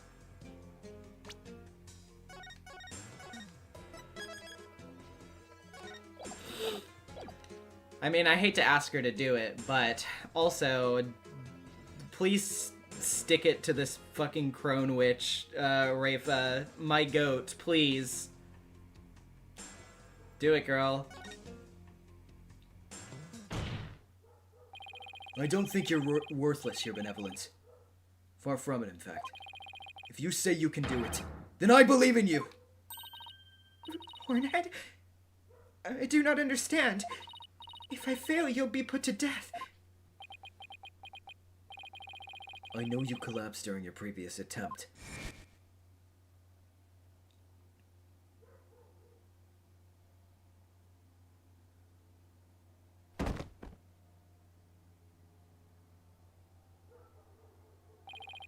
I can't even imagine how terrible it must have been for you. But despite that, you were willing to try again. I have faith in that conviction. In that courage. My courage. So she was doomed to fail if she didn't have the courage to perform the seance. But it looks like she's got the determination to try again. Right. And that's a bet that I'm willing to take. But it is as Mother said. I have erred in my insights as of late. Not only have I failed to reveal the truth, I've also contributed to false accusations. Knowing that, can you still say that you believe in me? Objection! I wouldn't take stock in those words, Your Benevolence. Despite what your mother says, I don't think you've made any errors at all. Huh? In the trials I've been a part of here in Karine, I'd have never proven my clients innocent without your seances. Because even though they didn't always reflect the absolute truth, the insight they provided served as vital leads to finding the truth. Vital leads? My seances? So please, Your Benevolence, try to perform the divination seance one more time.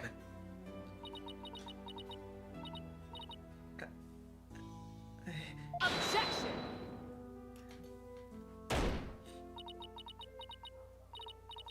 Rafa, stop this madness. It's for your own good. You're ill-prepared to face your father's death. Go, leave this sacred hall at once.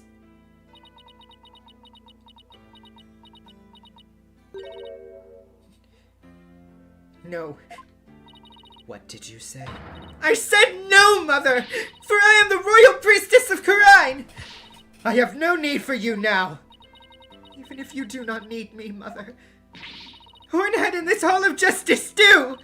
He proved to me by risking his own life. It is because of him that I now understand. The divination seance is my sacred duty. I must fulfill it no matter the risk.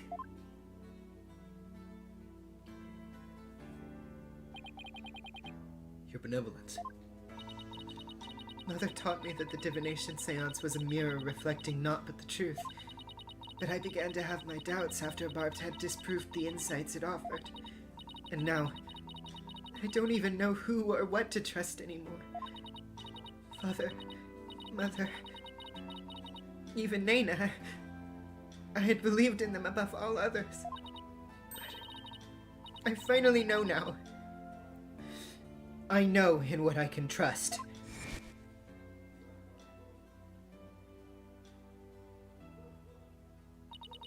The royal priestess must debate each seance with the presiding lawyer and prosecutor.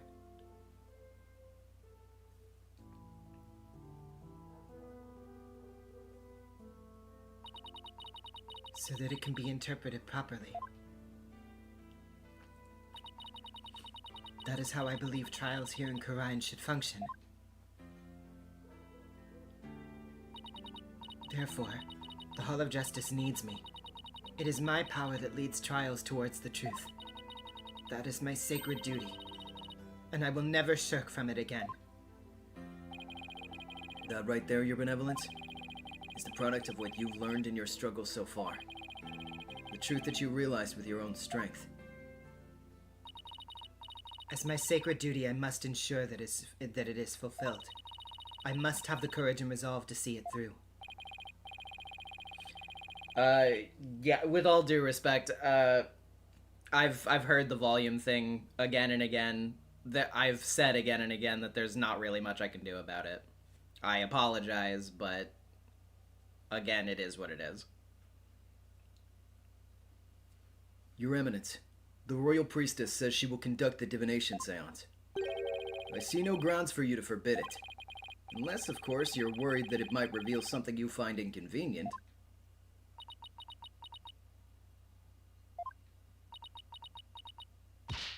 Mother, I'm done letting you have your way.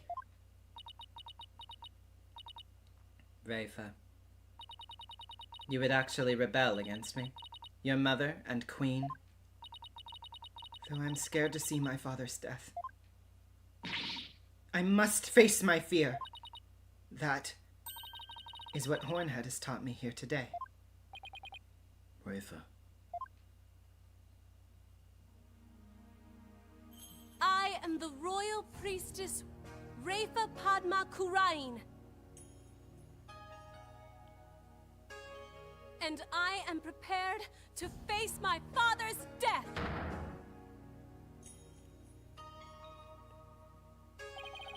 Your Eminence. It seems the princess is more grown up than you thought. Rafa. Well then, let us proceed with the divination seance. Oh yeah, she took off her own cloak, she did, yeah. Oh man. The victim's final moments. This should be interesting. I wonder what Inga's memories are going to show us.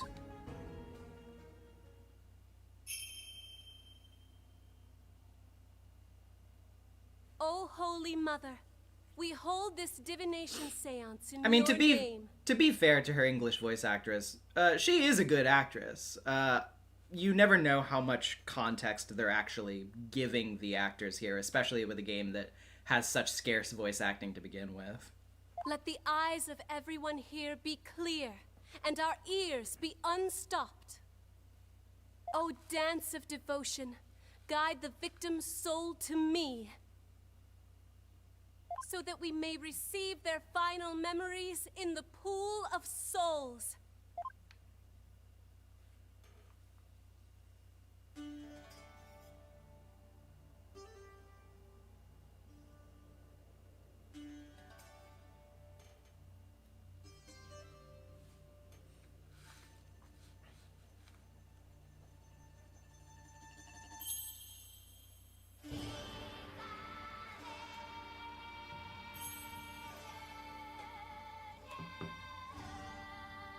The pool of sauce. YouTube poop chant.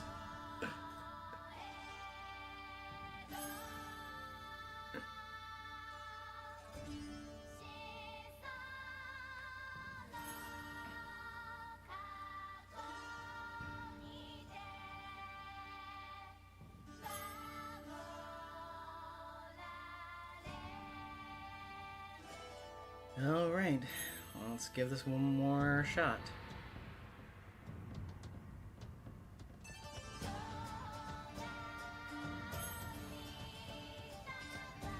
No, why would I skip the cutscene?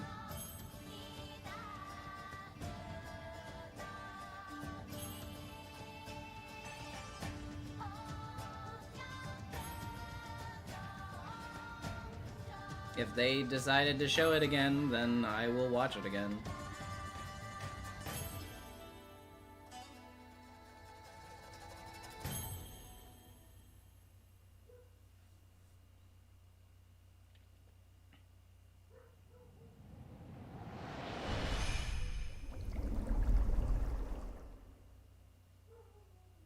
Oh my god. Is that dog not tired? I'm concerned about him. Okay, grapes, incense, sour. Oh, okay, so he's in here. Looking at the thing. Footsteps. The incense is growing stronger. Man's voice. Oh, okay. Coming from over. Pain. From the side, footsteps.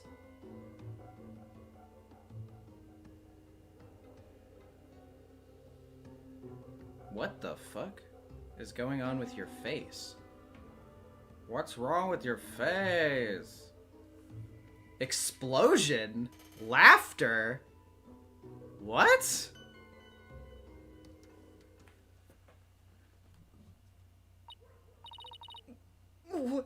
Wouldn't... A faceless being? What What the heck? His face, it's just like the picture of the founder. Huh. Slender. Also, God, you're right, Shawnee does kind of look like Zigbar. I think that's the last thing anyone expected to see. Father, what was it? What was it you saw? Are we to understand that this was the last thing the victim saw? Yes, there can be no mistake. That was what my father himself witnessed. How very strange. You don't suppose the Holy Mother possessed the accused and slew Minister Inga for planning a coup? The divine wrath of the Holy Mother? Oh, Holy Mother, we're ever grateful for your blessings!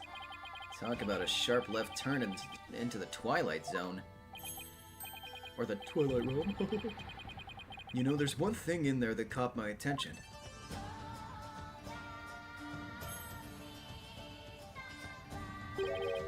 That laugh. Who does it belong to and why are they laughing? Who knows? Though I suppose it could be Dirk after he slew my husband. But that figure didn't even have a mouth.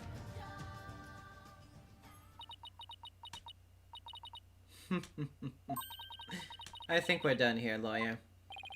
How so? You claimed that Minister Inga was stabbed in his private quarters, and, feeling no pain, went to the tomb where he eventually fell dead.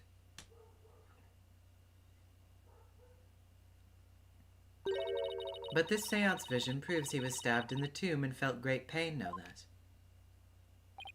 Oh, that. Therefore, as I asserted all along, it was the accused who stabbed the minister in the tomb. Ah! Everything just backfired. Big time. Wow.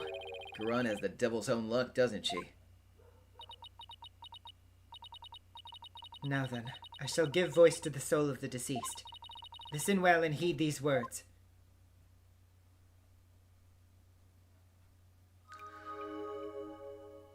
This one's gonna be kinda difficult, I bet. At around 3 p.m., my father was waiting in the tomb to make the hostage exchange. He was drinking grape juice while gazing upon the picture of the Holy Mother. He had been waiting vigilantly, when suddenly he heard Dirk's voice. The next moment, he was stabbed in the back and collapsed. My father tried to shoot his attacker, but he missed and the attacker let out a laugh.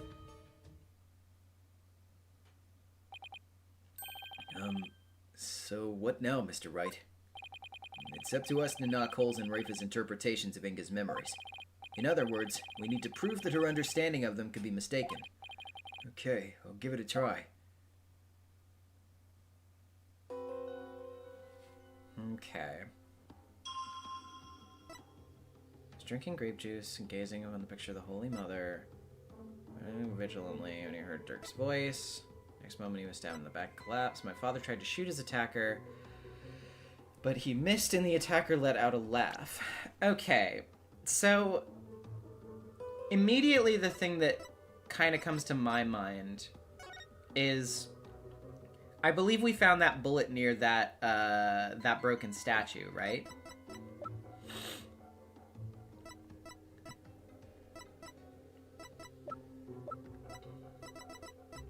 Which I would take to imply that it was shot in that direction.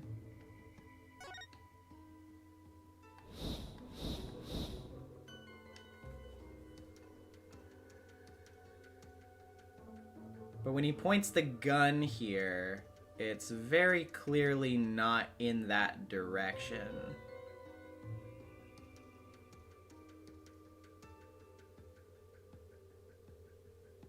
Okay, yeah, the explosion would be the shot then, of course. That makes sense.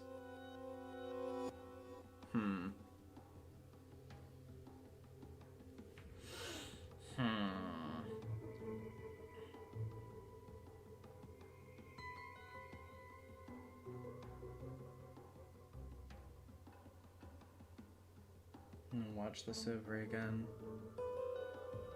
Yeah, he's like standing directly middle, looking at that. That also, if I remember too, is pretty consistent with the fact that there was blood on the back of the sarcophagus, right? I believe.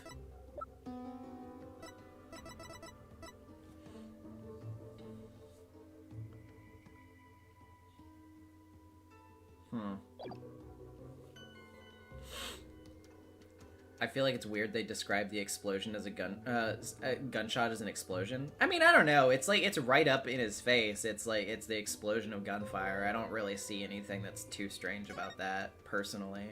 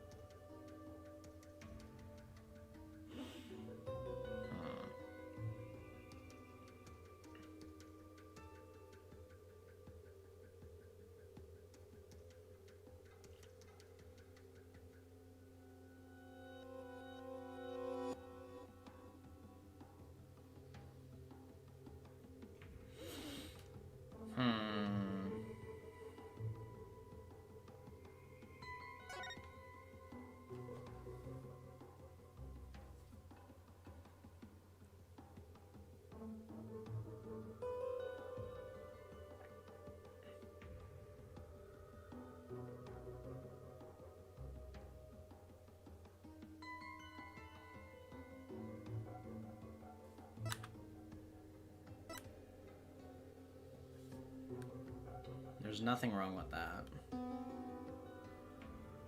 It's pretty obvious.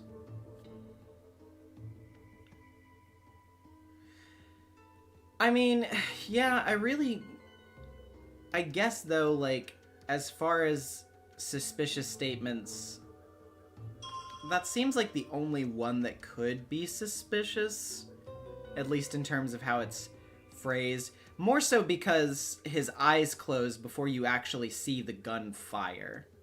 I don't even think it's necessarily the word explosion that is as suspicious to me as it is that you don't actually see the gunfire from his POV. So it leaves the room for open interpretation to a certain extent.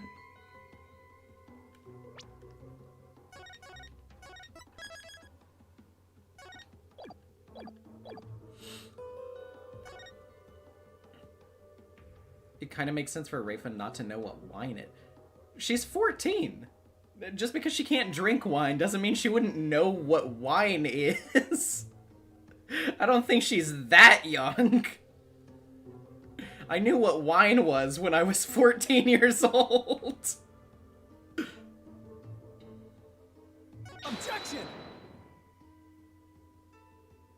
Yeah, that's probably not it then.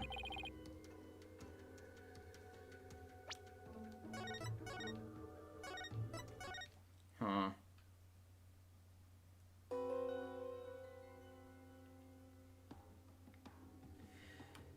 Hmm.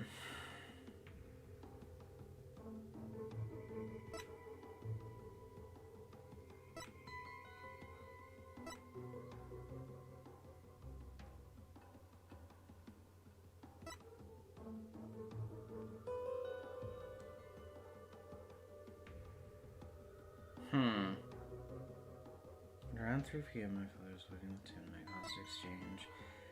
He's drinking grape juice and gazing upon the picture of the Holy Mother. Astrap Boy 5. Obviously, it has to be the pain because he had the medication. It's so obvious. Yeah, he just gets stabbed and he's like, what was that? Did y'all feel something? Is there a bug in here that bit me?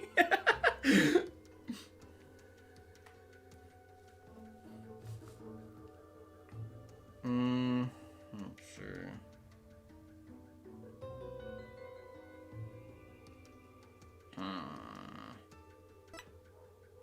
I'm waiting vigilantly and suddenly heard Dirk's voice. I mean, I don't think it can be as simple as just, oh, well, how did you know it was Dirk's voice? All it says is man's voice. It could have been a different man. I don't think that's gonna be it. Are you sure he was murdered? That's illegal, you know. The next moment, he was stabbed in the back and collapsed.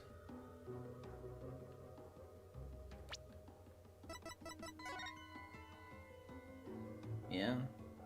Seems about consistent.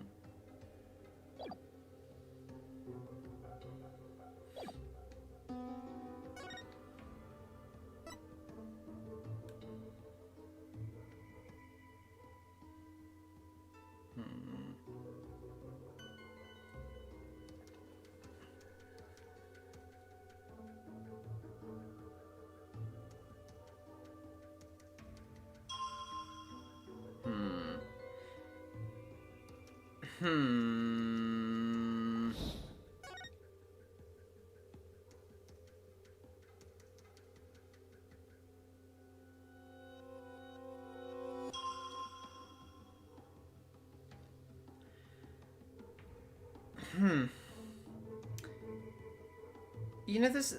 I don't know. I don't know. I don't know.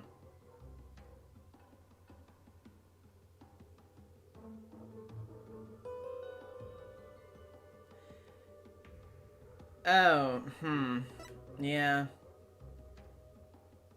Make a good point.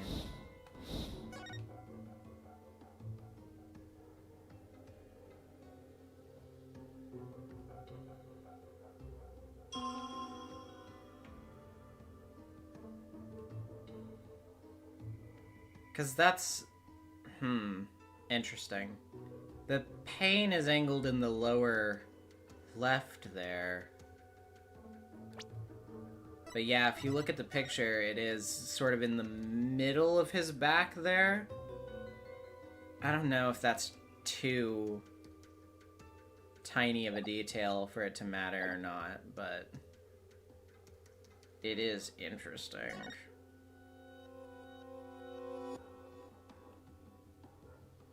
Objection!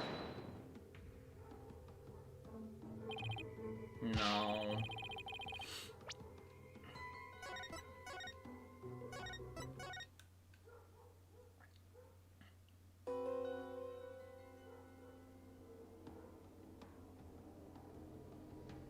How can attacker laugh with no mouth?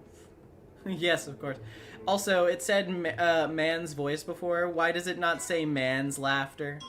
It just says laughter. It does not specify. And if it said man's laughter, then I could say, actually, there's a typo in the divination seance, your majesty. It was meant to say manslaughter, thus...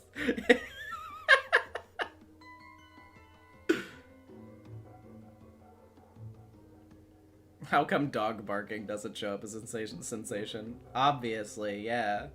It should be there.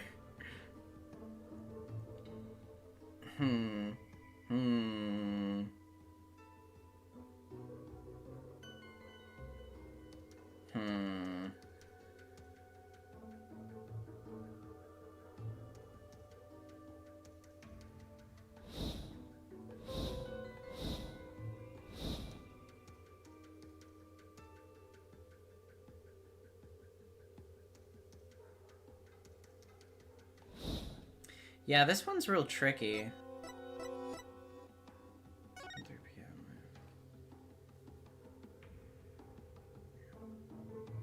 Sour.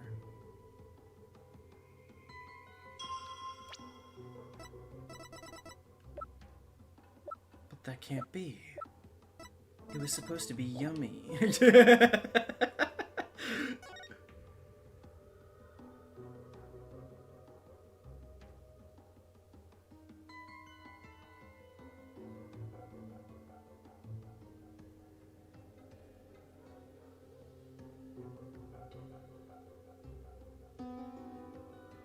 You know, it's very strange, actually. I kind of had thought of this before. It's a little strange that, okay, so he's walking over here. He's like, do, yay, I'm going to see my lovely no-face savior. Then he hears man's voice.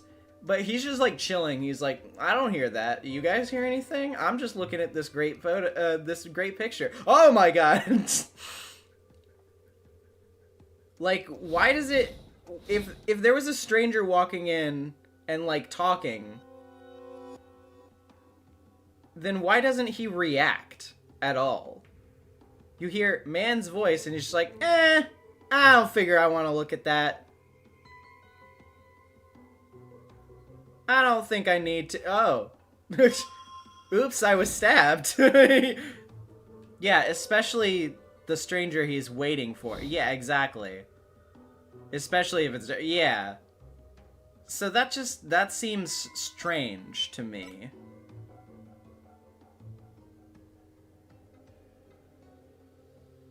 I don't know if it's gonna be this either, but I do feel tempted to at least try it because, I don't know, it just seems very strange to me. Objection! I got it! Your Benevolence, there seems to be an inconsistency in your interpretation. An inconsistency? Where? Minister Inga's far too relaxed for what was supposedly about to take place.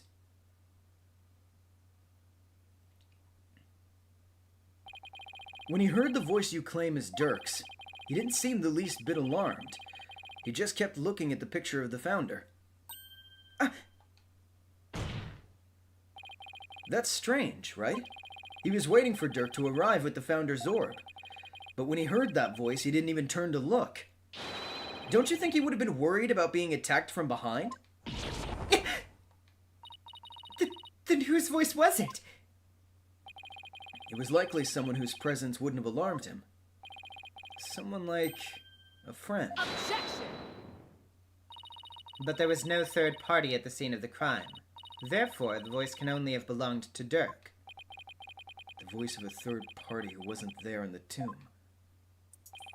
Apollo, don't we have something that could reveal the owner of the mystery voice? You know, I think we do. Something that Inga had while he was waiting for Dirk. With it, we just might be able to figure out whose voice it was. I believe we can identify the male voice Minister Inga heard with this.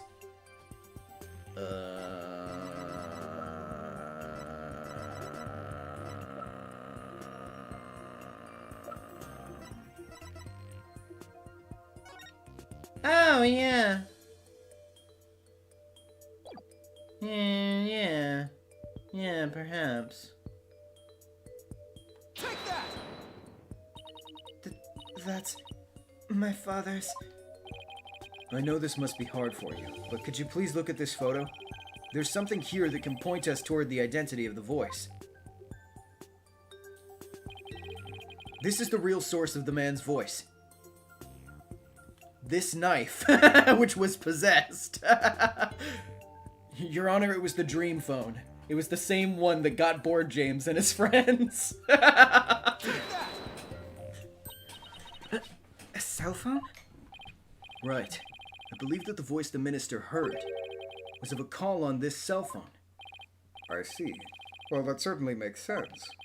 What is your Eminence's view on this matter? I concede the possibility. Then it seems I must refine my vision. It makes sense with the angle of it, too, because it's like he's holding his phone up to his ear, probably.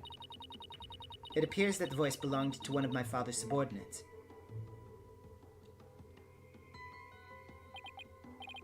Why do you suppose he was talking to one of them, then? My father had members of the secret police positioned throughout the palace. They were supposed to contact him as soon as they saw Dirk and the rest of you.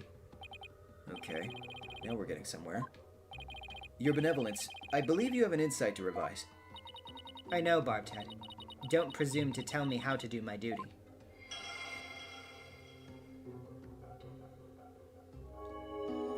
My father then took a call from a subordinate of the palace. Okay. So the voice was coming from the phone.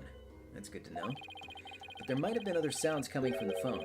Sounds that could be clues. Let's take another look at Rafa's insights, and really focus on the various sensations. Okay, I think I'm getting the hang of this now.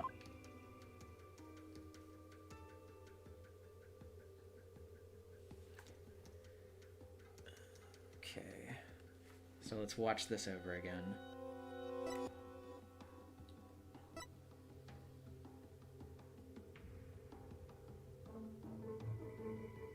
But you know,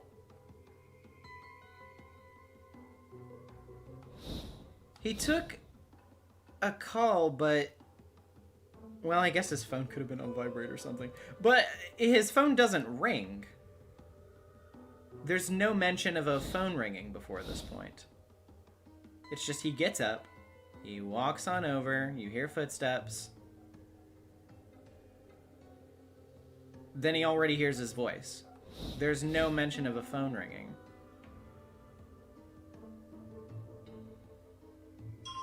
His ringtone is his footsteps. Yeah. My ringtone is the smell of incense. My phone starts to smell of flowers when I get a call. Maybe he's dialing without looking. Maybe he called them. That's... But they're supposed to call him when they spot somebody, so that doesn't really make much sense, does it?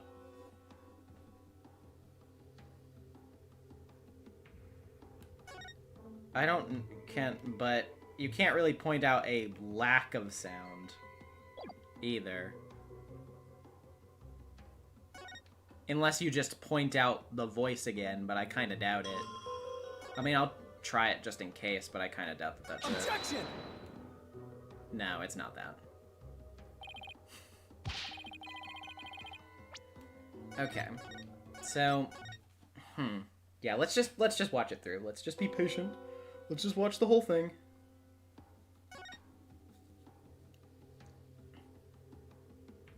Subordinate's voice.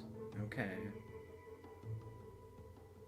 What the fuck? Wait a minute. What are you fucking talking about? What is this now? Lions roar. Dogs oh.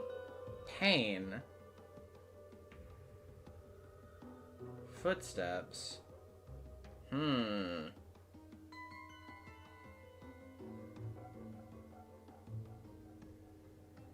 You guys were just joking about dog barking in the vision too. God damn it. Explosion. Laughter. Okay. Well, I think we can make a decent assumption about dog barking because...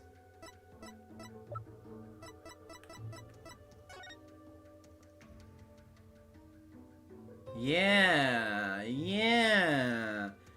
Oh, and right, the warbot does sound weird, which is why he could confuse it with a lion's roar.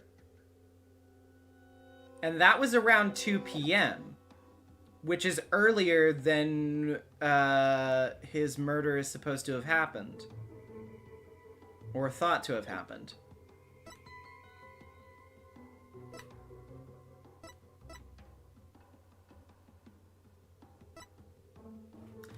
But what to point out? At around 3 p.m.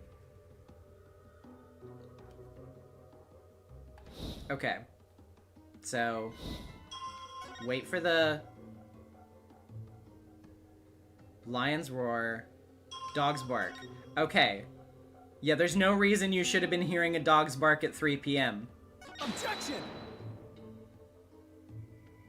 No, what? What do you mean? What do you mean?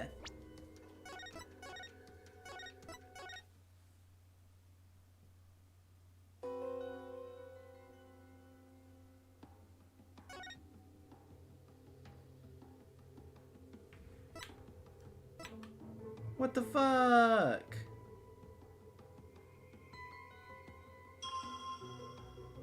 But he says it around 3 p.m.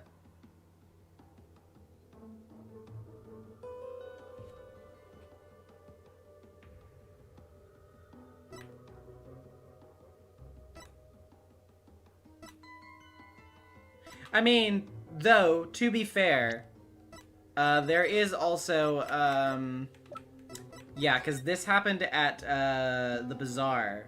This happened, so, I guess also it would probably be wrong to say he took a call from a subordinate at the palace.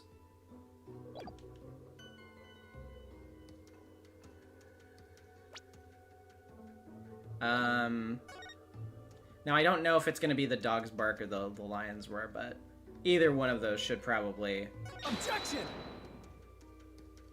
Okay, so it's not the dog's bark. Then let's try the other one. But it has to be that, right? I have to imagine. Okay. Subordinate at the palace.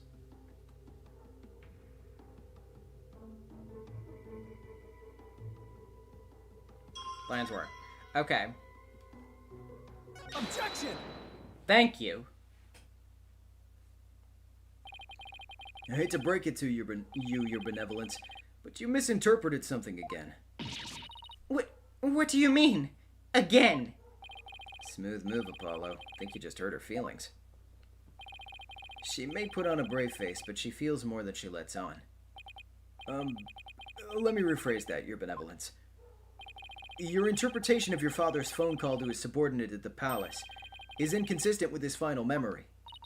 What do you mean by that? A lion's roar can be heard over the phone. Don't you find that strange? You claimed the call was with someone at the palace. But let me ask you, do you keep lions there? No. The only animals at the palace are little birdies and my pet frog. Wait, that giant one in front of the minister's house is her pet? Besides, there aren't any lions in Khura'in. We don't even have any zoos. A rather sad state of affairs, I'm afraid. Well, I remember hearing a sound like that.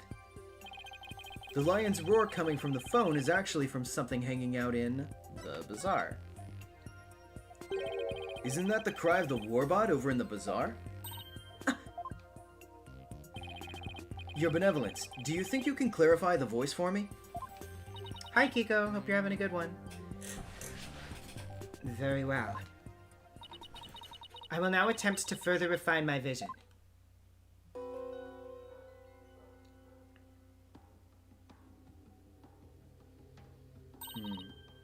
What's this?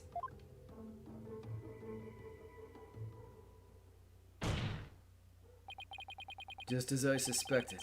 It was the call of a warbot. That means the subordinate Minister Inga was talking to was in the bazaar, not the palace. But why is it important where the call came from? What significance could it have? She's right. It is important to know where the call was made from. Is it important to know where the call was made from? Yeah. It's actually very important. Knowing that the person on the other end was at the bazaar means that the loud explosion might not have been the sound of a gunshot.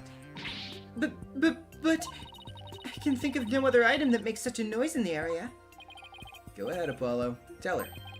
Tell Rafa the real source of that sound. Will do. Ask Trefoil with the 2. Your Majesty, I wish to cross-examine the frog. What was the true source of that explosive sound? Okay, hold on. I want to look at what they've been saying again. It's kind of spaced out for a second.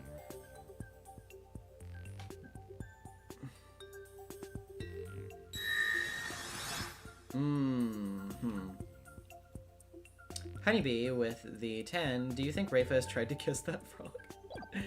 I would not do such a thing. I know that it would not turn into a prince. I'm smarter than that.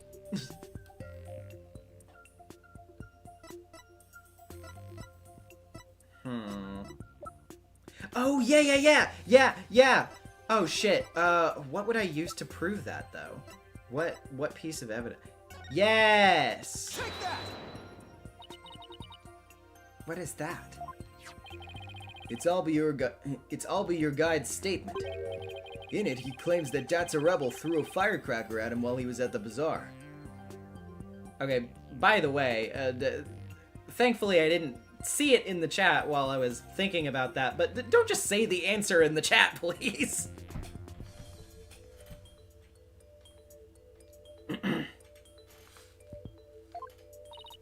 Then... Yes, the sound heard over the phone was a firecracker exploding. Objection! And yet, a bullet was found at the scene of the crime. A bullet fired from Minister Inga's gun. How do you explain that? Well, we don't know whether it was fired during the course of the crime, right? Or do you have evidence that proves when the pistol was discharged? No, I have none. Wait a second. If that loud bang was a firecracker, then could that laugh at the end have been... No, it can't be! Oh, it can. And it is. The laugh came from none other than... the Joker who got a kick out of startling Albie with his dragon snot snaps. The happy-go-lucky Dat's a rebel. What? Someone should really put a leash on that guy. I shudder to think how one man can be the cause of so much trouble. Boggle with the $2. My VOD fee, man. I appreciate it. I take the $2 from your hand and point you inside VOD City. I open the gate.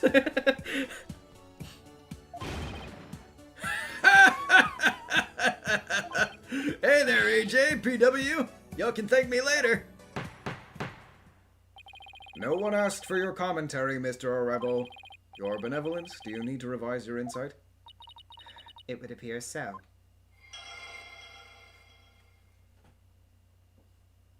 I would love for that to be the last thing I hear, to be honest. Yeah, the last thing you hear is just dads going, ha ha ha, I scared a child.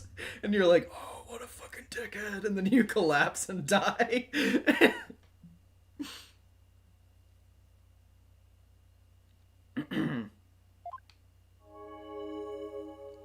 The true source of that loud bang was the firecracker dads threw. And that final laugh belonged to none other than Dats himself. Well, this changes everything. Let's go over the details of Rafa's insight again. Okay. I think I've got this down now. Time to find another inconsistency. Okay. Around 3 p.m., my father was waiting in the tomb. He was drinking grape juice while gazing upon the picture of the Holy Mother. Father took a call from the subordinate in the bazaar. Next moment, he was stabbed in the back and collapsed. True source of that loud bang the firecracker Dats threw. The baconing with 2. Hey, active rebel in my court, pipe down. Your only crime right now is being too funny.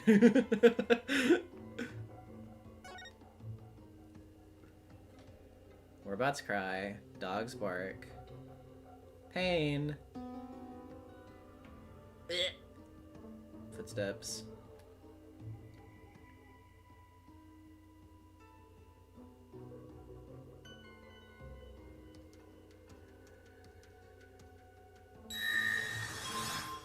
Astro Boy with the 2. Inga gets channeled. Shut the fuck up, Dads.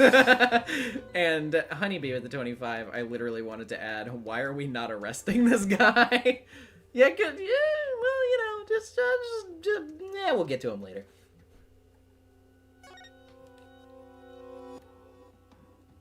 Ha ha ha.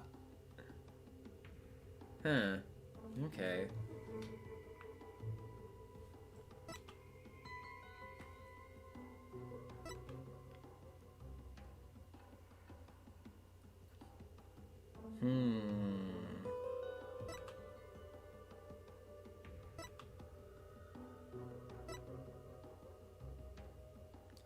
Okay, so would now be the time to say 3 p.m. is weird?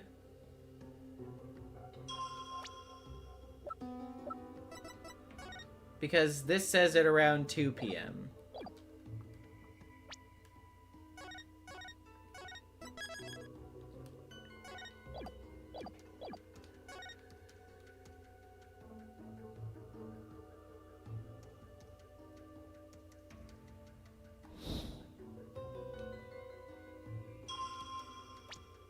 But it could be any one of those things, right? So I'm not sure which specifically.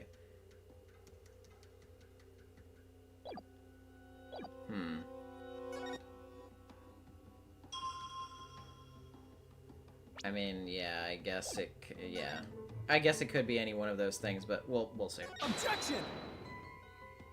They're gonna make it hard for me. They're gonna be like, no, it's not that. It has to be one of the specific things. Even though it would make sense for it to be any one of those things.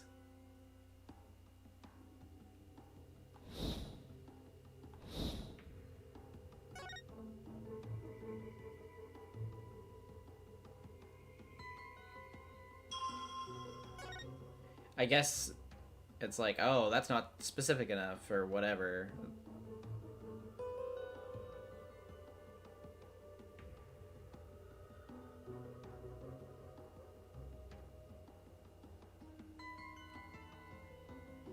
But surely it at least has to be like the explosion or the laughing. Like it has to be. Objection! Okay.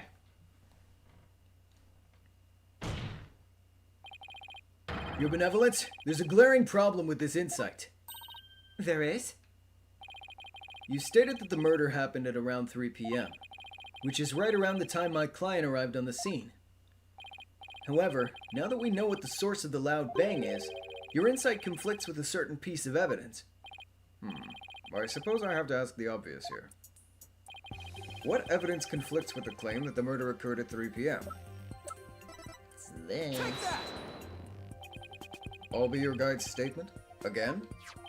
Yes, because to summarize what he said, at around 2 p.m., Shada was surprised by a firecracker and ran into the palace courtyard. Yeah, it's supposed to be the most unique one. I kind of gathered that after I tried the warbad the first time, because it's like, oh yeah, well, I mean, conceivably you could hear a warbad at basically any time in the bazaar, and a dog barking also isn't super unusual, but an explosion is not something you necessarily hear every day. Around 2 p.m.? That's right. 2 p.m., not 3 p.m. Are you suggesting? Ooh, that was a sprite. I think you know where I'm going with this. Datz's laugh, the cry of the warbod, and the bang of the firecracker were all heard right before Minister Inga's death. Thanks to Alby's statement, we can put a definitive timestamp on all of these sounds. Therefore, what this vision shows is that it's extremely likely the deceased's final moments were at 2 rather than 3 as we had originally thought. Dare I ask? It means the murder took place a full hour before Dirk entered the tomb. Bokunga! How can this be? Are you saying that I, the very personification of the law, have been mistaken? Now you see why justice will always prevail. And now you tell and also I'm here. Peace! Peace, I say! Now then, defense. I must remind you that the figure of the accused was clearly shown in the vision. How do you explain that? I wouldn't say it was clearly shown. After all, the figure didn't actually have a face. Ah, you're absolutely right. Without a face, we can't be certain of who it was. Furthermore, need I remind you that if the vision is from 2 p.m., Dirk was still with me and Mr. Wright, which means this faceless figure couldn't possibly be him. So then, what are we to make of this 1 hour difference? Wait. 2 o'clock? That's when... Oh. My mother was performing the rite of channeling. Oh. The palace guards have all been reassigned to guard the channeling chamber for the rite. Don't tell me. The royal residence. It would have been virtually unguarded. Which means the real killer could have easily slipped unseen into Amara's tomb. Defense? Are you saying that this is someone disguised as the accused? That's exactly what I believe, Your Majesty. Oh shit. Preposterous. Disguises cannot deceive the memories of the dead. That the face did not appear this time is mere happenstance. Had it appeared, such subterfuge would have been clear as day. He's got a point there. Anyone who knows about the divination seance would have tried to hide their face. Nevertheless, our killer openly appeared before Inga. The question is why? Apollo? Maybe the killer could afford to be so bold, because they knew their face wouldn't show up in the seance vision. What? It's possible that the killer dared to dress in Dirk's clothes and stand square in front of Inga, precisely because they knew they could get away with it. But how could anyone be so sure of something like that? A long time ago, I heard of a cognitive disorder that impairs a person's ability to distinguish between different faces. Oh shit, Oh! Oh! Oh! I see! That's what they're doing with that. Okay. They're doing face blindness. Inga was face blind. He couldn't tell the difference between people's faces, therefore it doesn't show up. That's why he writes people's characteristics, because he has to remind himself of what they look like and what it corresponds to. Oh! Fuck! I didn't even realize that that's what he was doing. Remember when he didn't recognize Nick in Case 3? That's right! He didn't! Oh, shit! What if Inga had it? Then, are you saying that this is literally how Inga saw the world? Yes, we can't normally see through the eyes of others, but in this case we can. And if he had that disorder, I imagine this is how faces appeared to him in life. I mean, well, I don't know if that's necessarily... I don't know. I mean, I don't think... I don't know. I mean, like, obviously I'm not face blind, so I wouldn't be able to tell, but I don't think that that's how it presents, literally, right? Question mark? I don't know. Tell me if I'm wrong, but I don't think so. I think it's just that you wouldn't be able to make that connection in your mind. Yeah, it's usually not that literal. Okay, yeah, I didn't think so.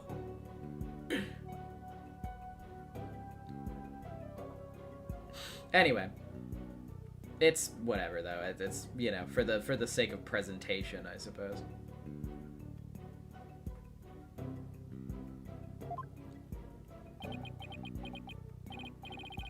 Okay, let's say the killer knew that Inga had such a disorder.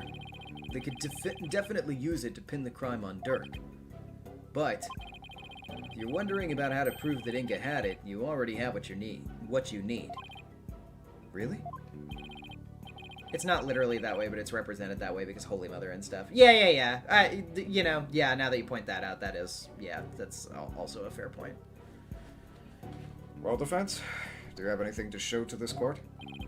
Yes, I believe so. Frankly, I have no idea what Mr. Wright means, but I'll look the evidence over again. What explains why the face of Minister Inga's killer is absent in his seance vision? It is... Oh, wait, not Albie's statement.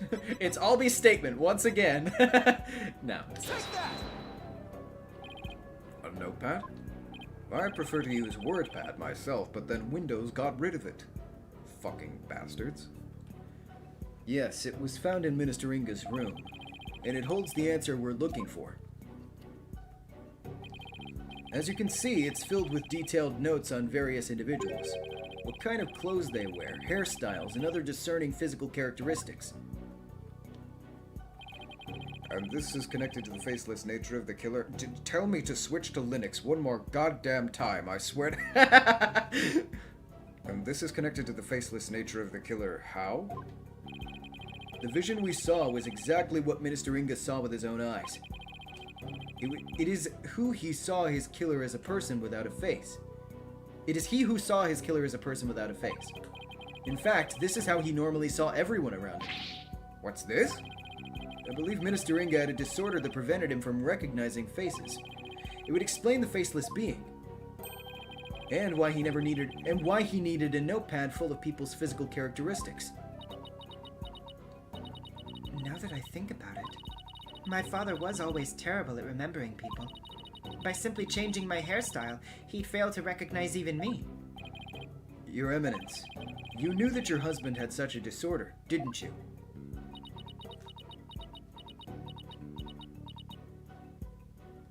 Mihoshi009 with the $10. It's similar. The Apothecary Diaries has a character with the same illness, and he associates male and female with go tokens, black for men, white for women. Huh. Interesting. I've been meaning to check that series out before, by the way. I have heard a lot of things about it. Maybe I will eventually. You just reminded me of its existence. He never wished for it to become public knowledge. But I suppose there's no use in keeping quiet about it now. It's as you say. My late husband had a special disorder that hindered his ability to recognize faces. The medical term for it is... I've never actually said this word out loud before. I'm not entirely sure how it's pronounced. Prosopagnosia? Was that it? Honeybee with a 10. Did Rafa just think her dad hated her? I mean, I don't know. She doesn't sound like it. She just seems like, oh yeah, he was pretty forgetful sometimes. Oh, that's what it was. She seemed to really love him, so I don't think that there was anything going on there necessarily on her end. So Mr. Wright was right. The memories of those afflicted with such disorders in life do appear strange at times. There's precedent for this. So the killer likely knew about the disorder and used it to their advantage. Right. So there's someone who's both knowledgeable about the divination seance and aware of Inga's affliction. That narrows the pool pretty fucking significantly. Prosopagnosia. Okay. Okay. Your Eminence? Who knew about your husband's condition? A small number of servants who tended to his needs. And me. Surely you're not about to insinuate that I committed this crime. Oh, well, gee, twist my arm, why don't you? No, there's no way. Whoa, what? No, I can't even. Woof. I mean, who would ever imply such a thing? Not me.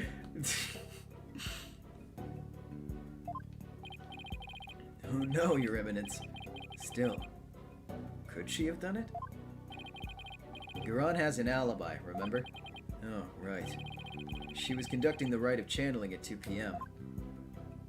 In that case... Your Eminence, does Nana know about Minister Inga's disorder? Of course she does. She's our head servant. So as head servant, she knew about Minister Inga's condition. And as the princess's personal attendant, she's familiar with the divination seance. If these two facts together don't make her a possible suspect, I don't know what would. Objection!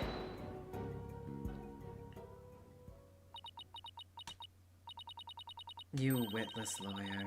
How quick you are to forget the facts. Facts like...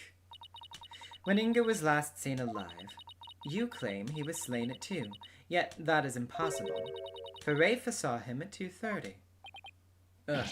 Ah! We did completely forget about that. No, there must be some mistake! So you see, the murder could only have happened at 3 p.m. The hour Dirk entered the tomb. There's no other answer to this puzzle. I don't think we ever get to make up the answers like Garan makes up laws. Guess it's back to square one. But where did we go wrong? I don't think we're the problem. We just seem to be short one piece of the puzzle. Deductions so far explain everything to a T. Everything except for Inga's sighting at 2:30. I see. Without that final puzzle piece, all of our deductions fall apart. Apollo, if Inga's sighting is the only anomaly, we'll just have to find a way to make it fit into the bigger picture. Time to think outside the box then, right? Let's see. It'd be impossible to see Inga walking around after he'd been killed. But what if there was a way to make people think he was alive even though he was dead? Like a way to make people witness the living dead? Sounds like some kind of TV show. Things like that don't happen in real life. Well... Ah! Apollo, did you just... I did! I figured it out. I know how to make people witness the living dead. Your Majesty, our deductions weren't wrong after all. Honeybee with the 10. Phoenix, you usually do make things up.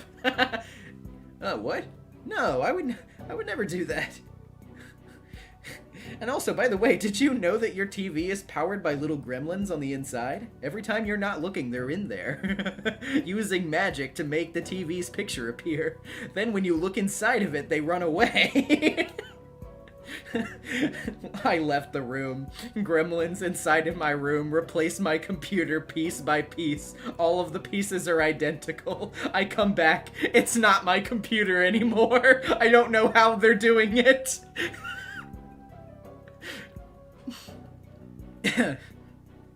Your Majesty, our deductions weren't wrong after all.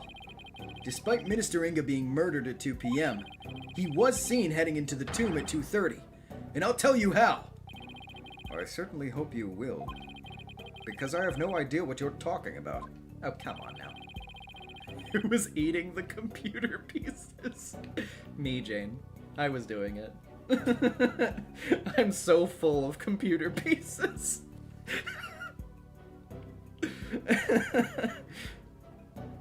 You know that picture of like Jerry with the like shaped like the piece of cheese? It's me, but I'm shaped like a giant computer. Someone disguised as him, someone channeling him. A ghost or clone? I have to see what he says. I can't not see what he says. Anybody starting to think that he was cloned? Maybe he was a ghost, or even a clone.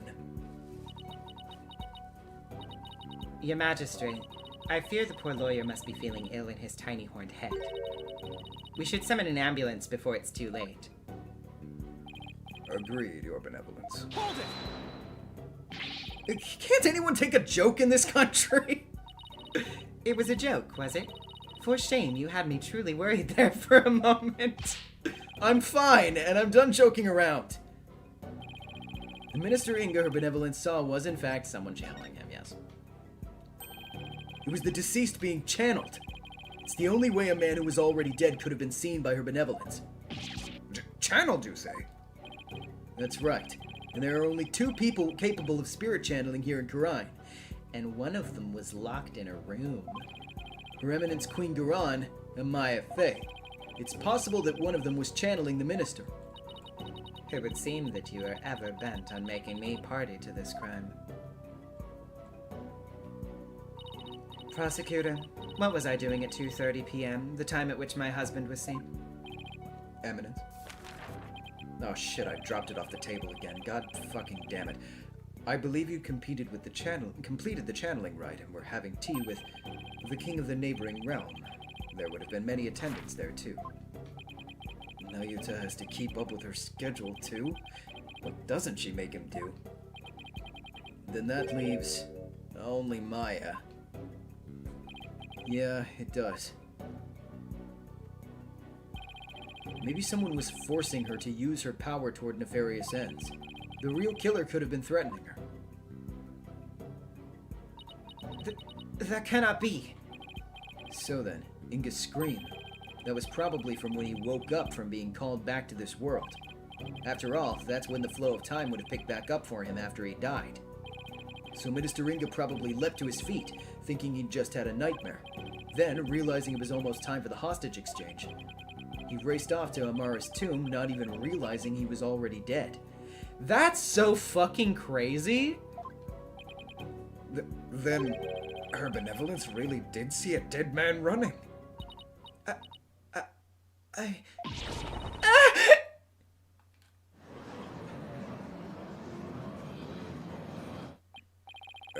Using the sacred power of spirit channeling to commit a crime. How can this be? The defense calls Miss Maya Fey to the stand. Well, Your Eminence, will you allow a new witness? It matters not. Either way, this lawyer shall soon know the truth. He will know just how much of an imbecile he is in the face of my infallible arguments. Insult me all you want, witch, but you'll be eating those words when I expose the truth. Very well. Let us adjourn until the next witness is ready.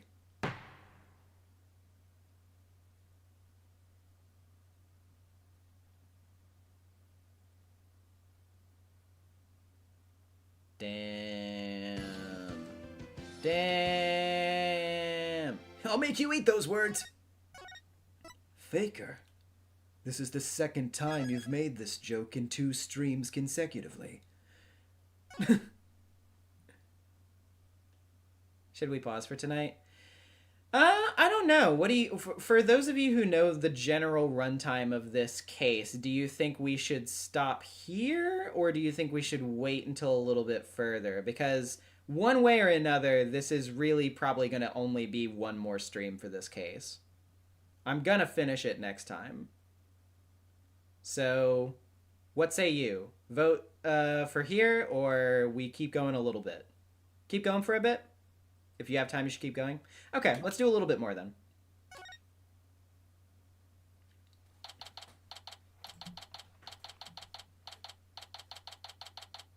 I gotcha. Literally almost everyone in our D&D group is here telling me to go. I suppose I guess I should. Keep it rolling. What, like dice? Talk about some really close shaves. Oh yeah, you exist. What? Yes! Well, you can't get a closer shave than Headsman's brand blades, that's for sure. The trial's not even over yet, and I'm already exhausted. Still, you were able to fight back the queen herself in there. Well, maybe with Miss Fey's help, I won't have to keep on playing her game much longer. Speaking of which, I guess it's a little late to be asking, but do you think she's well enough to testify, Mr. Wright? She slept all day yesterday out of exhaustion, apparently. But that's all it was, so she should be okay.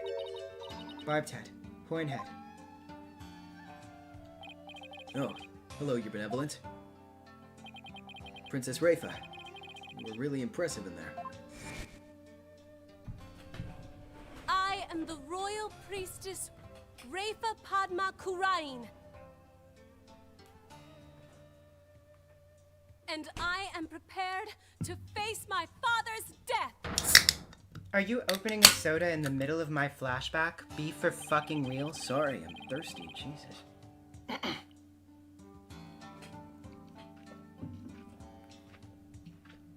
Okay, please continue.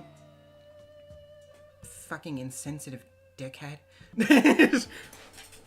Despite your mother's opposition, you stood your ground. And in doing so, you fulfilled your duty as the royal priestess.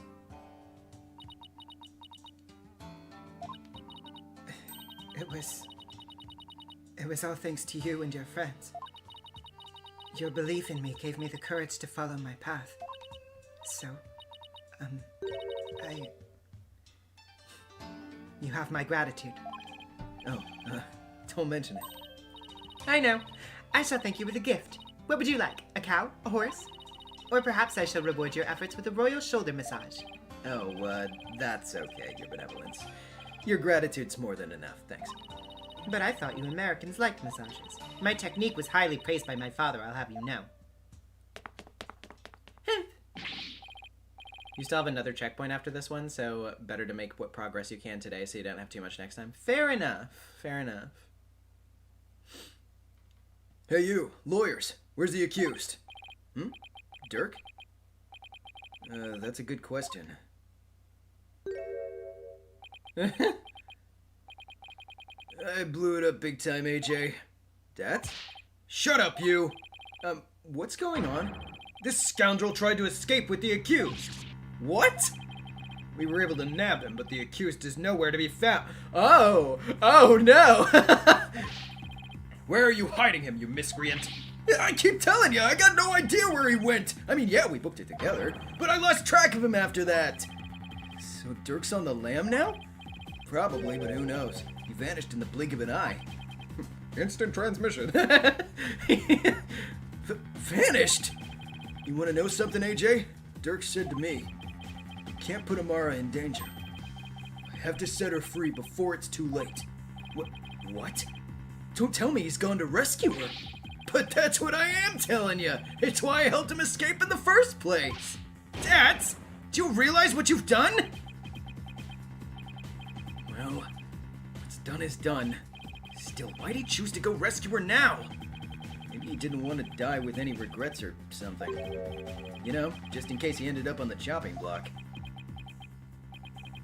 Why, Dirk? I thought you believed in me. Don't be like that, AJ. He'll be back as soon as he frees Amara. You'll see. It's not the point, Dats. Listen. Listen, lawyer. You let us know immediately if the accused contacts you. The trial will now resume. See that you're ready. Wait, the trial is still on? Even without the defendant?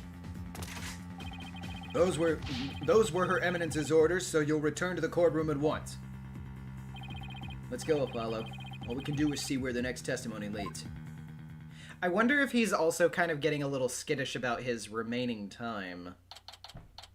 He might have also bolted it just, not even as like, oh, I don't think Apollo's gonna win, but like, yeah, I better get a move on this in case I keel over in the middle of this. Now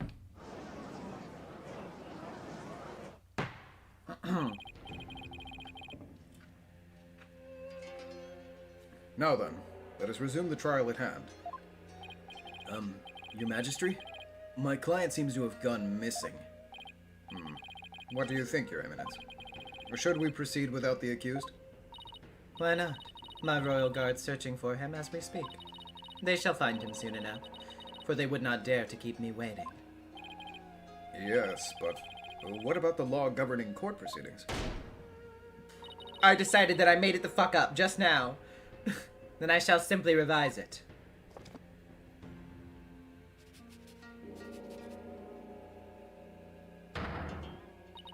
As ruling sovereign of Khura'in, I proclaim the following. Should the accused be an enemy of the crown, they may be tried in absentia. Also, Dirk Sadmati has a big stinky poo-poo head, and he's going to hell no matter what after he dies. Oh, okay. Well, in that case, I guess there's no problem with proceeding.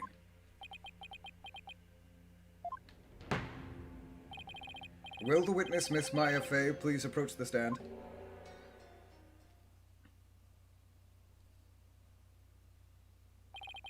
Sorry to summon you like this, Maya. Getting dragged out of bed and into court's not exactly a fun wake-up call, Nick. I'm sorry, Miss Fey. It was my idea. Oh, okay, then I know who to blame. I'll kill you.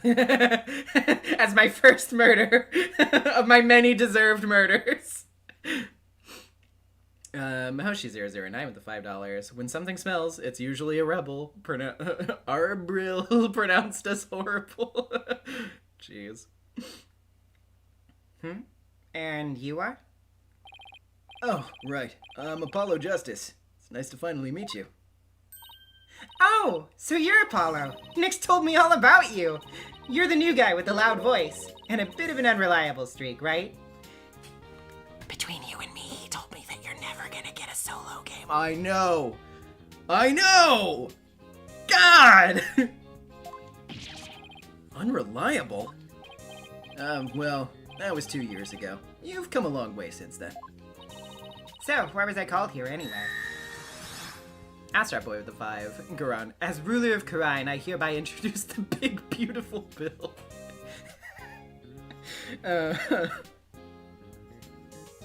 Jesus Christ.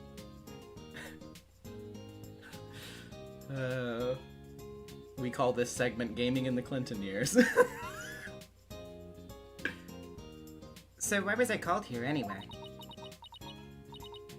Am I under arrest again? Huh? I guess no one's filled her in. Well, she has been asleep this entire time. Miss Faye, this is a trial for Dirk Sadmati, and you're here as a witness. What? Dirk's been arrested? But... That's not exactly the reaction I was expecting. Miss Faye, you're suspected of playing a part in the murder of Justice Minister Inga. What? Someone allegedly forced you to channel the minister to obfuscate the time of his murder. At least that's what the defense claims. Wait. What? How could you, Apollo? How'd you even reach that conclusion? I'm sorry, but it's the only way this whole case makes any sense. Your understandable anger at the defense aside, will you testify, Miss Faye? Yes, Your Majesty. Yeah, her looking over to Phoenix like, really? I wasn't even involved in this one, and you drug me into it on purpose? Look, you're used to it, right? Bitch!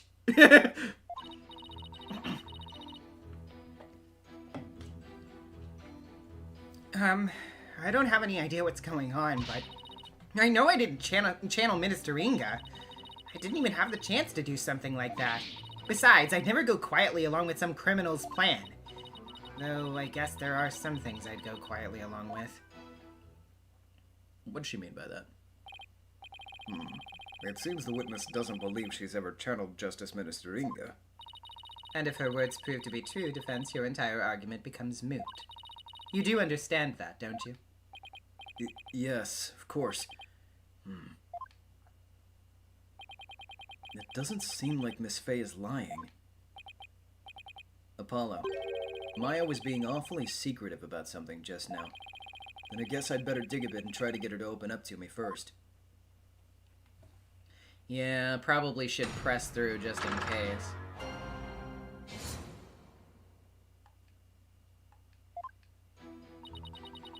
I don't have any idea what's going on, but... Hold it! But what? I was gonna finish. You've been asleep ever since you were rescued from the tomb, correct? Mm-hmm. I was exhausted after being held captive for so long. Patrick McGregor with the 2. She was bribed with burgers. Yeah, I was about to say, well, I would quietly go along after they offered me the burger IV, that is. That must have been terrible. Maya, Minister Inga didn't do anything to you, did he? Oh no, it wasn't like that. On the contrary, I asked him for all sorts of things. Like what? Like, I'm really craving burgers, and I'll die if I miss an episode of The Plumed Punisher. Acting like a brat netted me a TV and even a few burgers from someplace.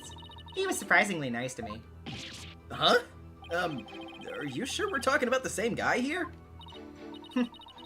He may have loomed large, but he was unexpectedly easy to push around. And you would know that, wouldn't you? Even though he's the one who was responsible for pushing those execution papers through? Oh, that. Approving executions was simply his preferred method of stress relief. Find a better one. The wife like her, he was probably really pushing them through out of fear. I'm beginning to see why he wanted to stage a coup. In any case, my time in captivity wasn't so bad, but of all the things that happened... I know I didn't channel Minister Inga. Hold it! Are you sure about that? Are you sure about that? Maybe you just don't remember channeling him. Don't remember? I may be 28, but I'm not senile, you know. Me a year ago. Something's not right here. Miss Faye, you were confined to Amara's tomb the whole time. Is that correct? Yes. But I wasn't conscious the whole time. Okay, then let me ask you something. Did you ever see Nena in the tomb, dressed as Dirk? Huh? Is this some kind of joke? I think I'd remember if I saw something as crazy as that. Plus, I doubt anyone would carry out a crime like that in front of a potential witness. I hate when he's right. Oh, God, Jane. You saying that's just making me think of Prin dressed as Maya now. That would be so cute. Astrap Boy with a 5. Imagine being sent to the gallows just because Inga was really pissed off one day. Oh, I have to relieve some stress and die. What? I hate when he's right. I didn't even have the chance to do something like that. Hold it! You didn't have a chance to channel him. Does channeling someone take a long time? Not really. Once you get the hang of it, it's pretty much instantaneous.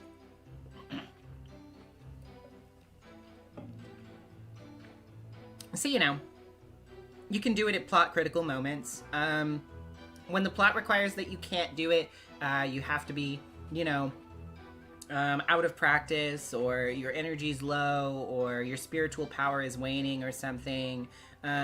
Which is, you know, all of the reasons, of course, why I didn't channel my sister in the past. But I was all tied up. Literally. So there was no way for me to make the channeling mudra with my hands to do... Mudra? Mudra? What? What? With my hands to do it. Right. I guess you really didn't channel Inga then. Maya, when mediums are done with a session, they can send the spirit back to the other world themselves, right? Sure, unless they're still in training. Amateurs can get possessed by spirits sometimes. Then you have to sentence them to hell with a finger point, like you did that one time. Yeah, that was scary. Yeah. Okay, what are you guys talking about? You know, on second thought, I don't want to know. I don't want to know. But full-fledged mediums can stay in total control of a session. And they can send the deceased spirit away anytime they want. Atropos with the $2. Some of us murdered to cope. Ableist, so much hate. And Astro Boy with the 2. Nick, I can't channel until my next long rest. I used my channeling point for the day. I can't do it again. So, I take it that you can do that too, Miss Faye. Of course. It's a cinch for the new and improved Mystic Maya Faye, a spirit medium. That's strange. You seem like the same old childish Maya to me. Grr. I'll show you, childish Nick. Besides, never go quietly along with some criminal's plan.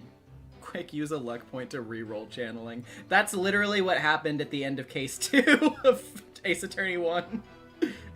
It's like, okay, well, you know, the DM isn't gonna give this one to you, but you hear Mia's voice for some reason anyway. Oh no, wait, case 4, rather. Because that was the one where he just heard her voice instead of getting the channeling. Hold it! So, you wouldn't channel spirits for unseemly purposes? Of course not. Spirit channeling is my bread and butter. And I take a lot of pride in my work. It's like, would you use your legal skills to commit a crime, Apollo? Well, until finger pointing and objecting become deadly, I don't see how they can be used. I meant shaking my head. Oh, that's right, because everybody means shaking my head when they say SMH, because I'm the weird one, and I'm the only person who means so much hate when I say that. Even though I thought for the longest time that everybody else was on the same page as me, and then I realized that I was living in the fucking Twilight Zone as everybody piled out to confirm that no, they did not mean the same thing as me.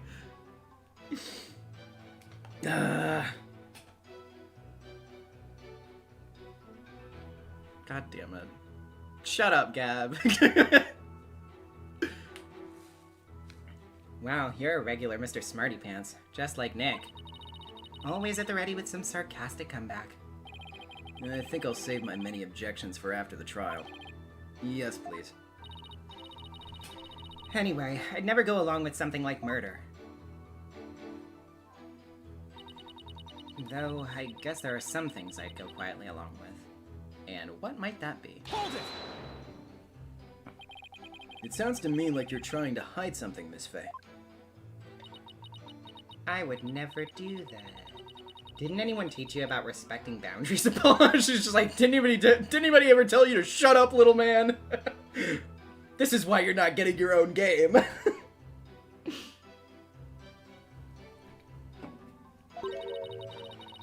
It's really rude to pry into a person's private affairs. Sorry. I didn't realize,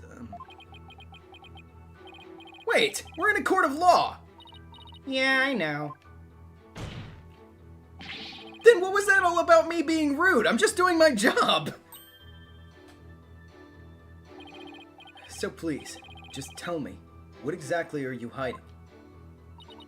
Sorry, but I promised Dirk I wouldn't say. You made a promise to Dirk? Mm-hmm. A pretty big one.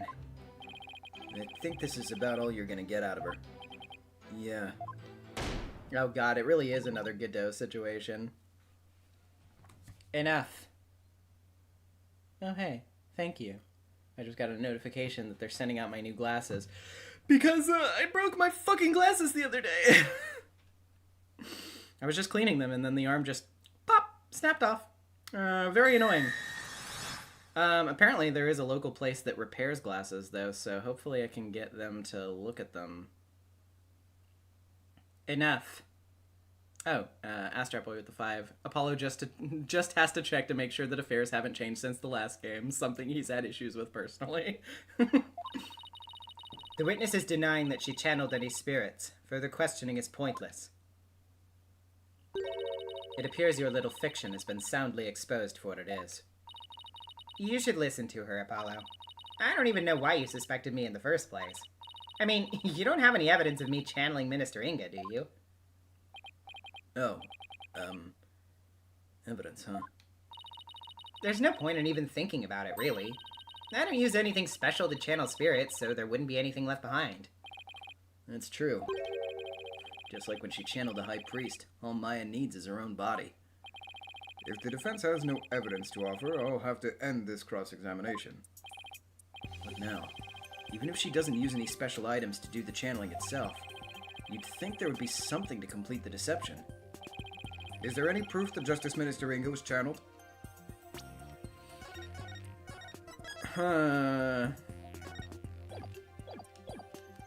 Let's look back at our evidence for a second. Well,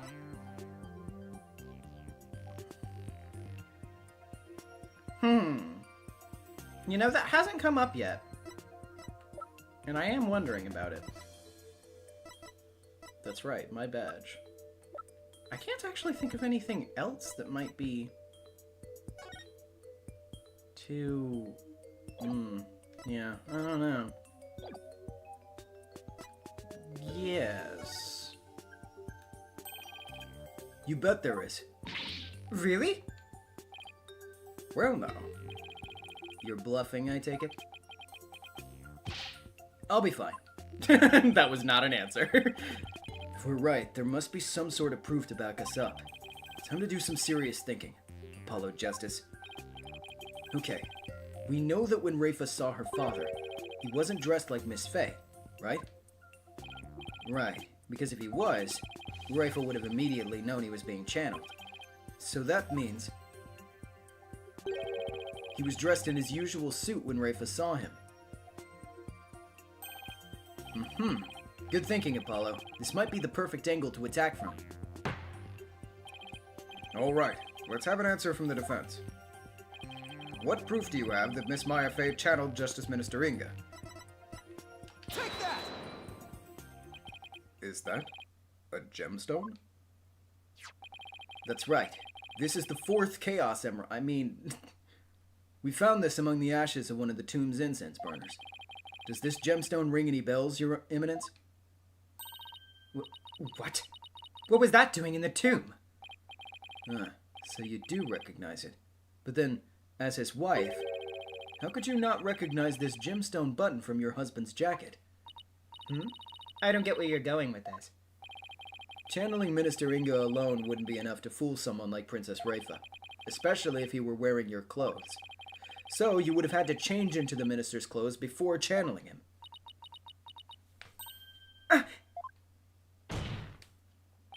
Miss Faye, You used the minister's clothes as cover while going from his room to the tomb, where you burned them once you no longer needed them.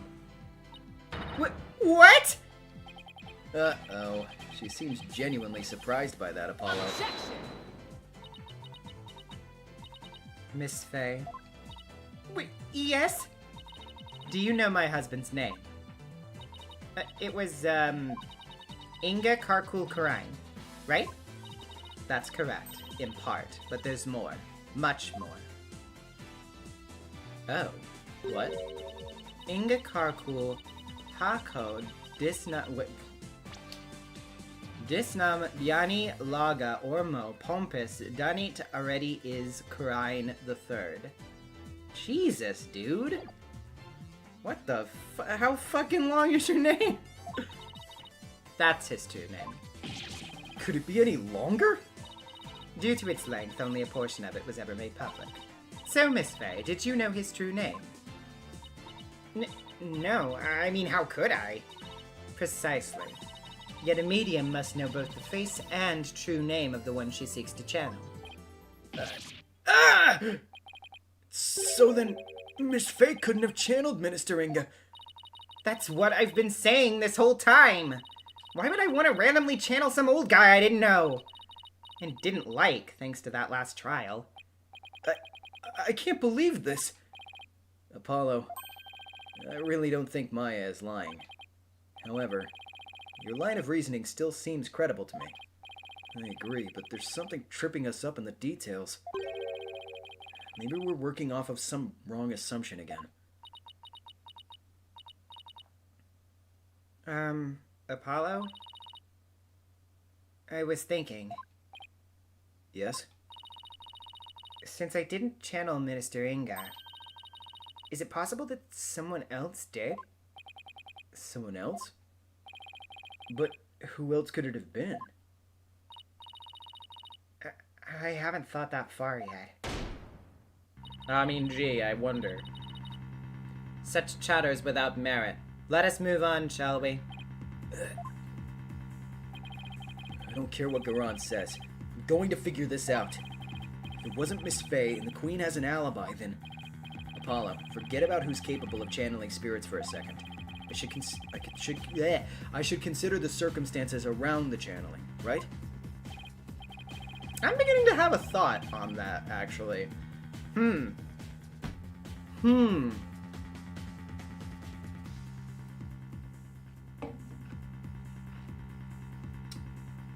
mean, Amara is alive. So... Right. We know Rafa saw her father come running out of his private quarters. If he was being channeled at the time, who could it have been? It had to have been someone who was in Inga's private quarters. Well, I'm waiting, Defense. And you know how much I despise waiting. Yes, but there's someone else besides Miss Faye who could have channeled Minister Inga. There's just one more person. And they were in Inga's private quarters. That person's our only hope now. So the defense believes there was another. Let's have your very serious answer, then. With pleasure. Horned Devil, who could have channeled Minister Inga?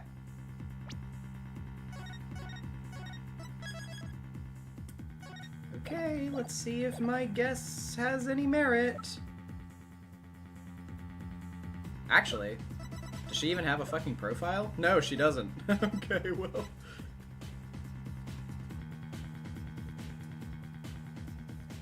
It was Pearl! This... But,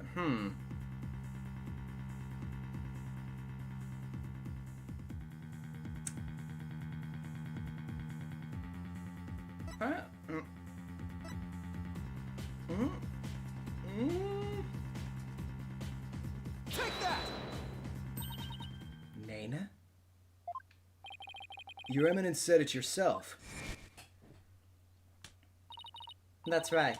Nana never did go into the tomb that day. Instead, she entered my husband's private quarters. That's right. Oh, shit. Oh, shit! How do you know? It's quite simple. Shoe prints were discovered in Inga's private quarters. Shoe prints that belonged to Nena. Oh my god. And then there's her benevolence's statement. She said that Nena disappeared right after she entered Minister Inga's private quarters. The room from which Minister Inga himself came running out of not long afterwards. You're not seriously suggesting. It's the only thing that makes sense. Nena channeled Minister Inga and left his private quarters thereafter. That's why no one has seen her since. Listen, I'm only glancing at the chat every so often, but you know, if one of you does the thing where they say the thing before I answer it one more time, I am going to ask for you to be kicked.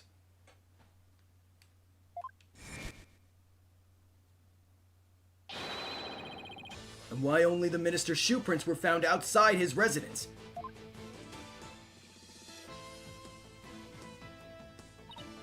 No way! That's gotta be it. Nena must have somehow channeled the minister.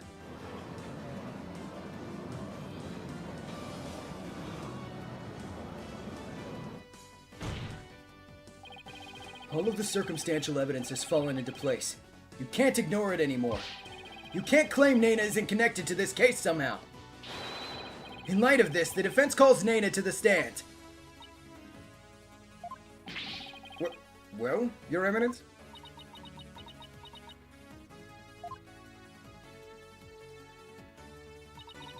Very well then. Let us call Nena to testify. Yes, and we can finally crack this case wide open. Let us adjourn while the witness is summoned. There's no need. Nena is in the waiting lobby. What? Nena's here? I thought she'd gone missing. It seems she was feeling unwell and simply wished to rest undisturbed. But her concern for Rafa brought her here today. She took her time off without Rafa's knowledge or consent? I'm betting there's more to her disappearing act than meets the eye, Apollo.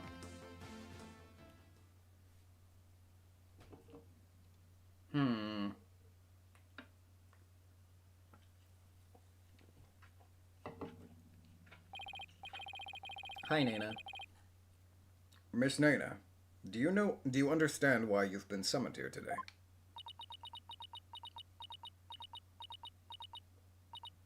Yes, of course. Her Eminence has informed me that this man here suspects I've committed a crime. So this is Nena. That's quite the hairdo. Though I will say... I suppose I'm not as old as I'd thought. If this horn-headed nincompoop would take me for a criminal. Nincompoop? Isn't that Rafa's favorite insult? I guess Nena rubbed off on her, with all the time they spent together. You there, young hornhead. Yes?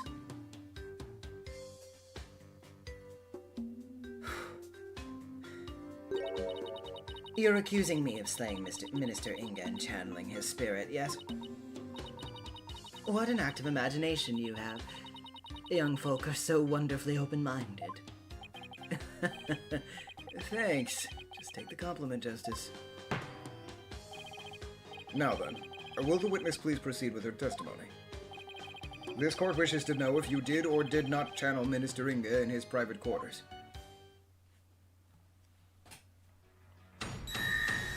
Anyway, with the 10, Rafa getting her silly insults from Nena.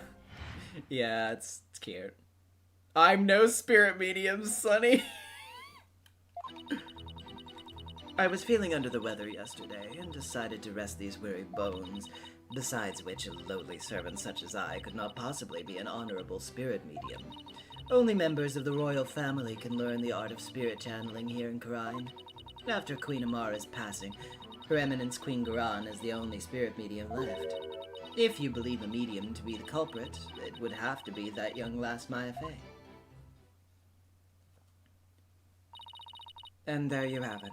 It seems we've summoned her for nothing. Only those of the royal bloodline have the power of spirit channeling.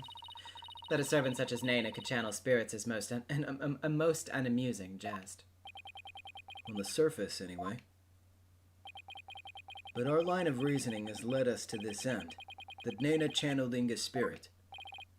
All right, the defense may now question the witness. I'm old. Okay.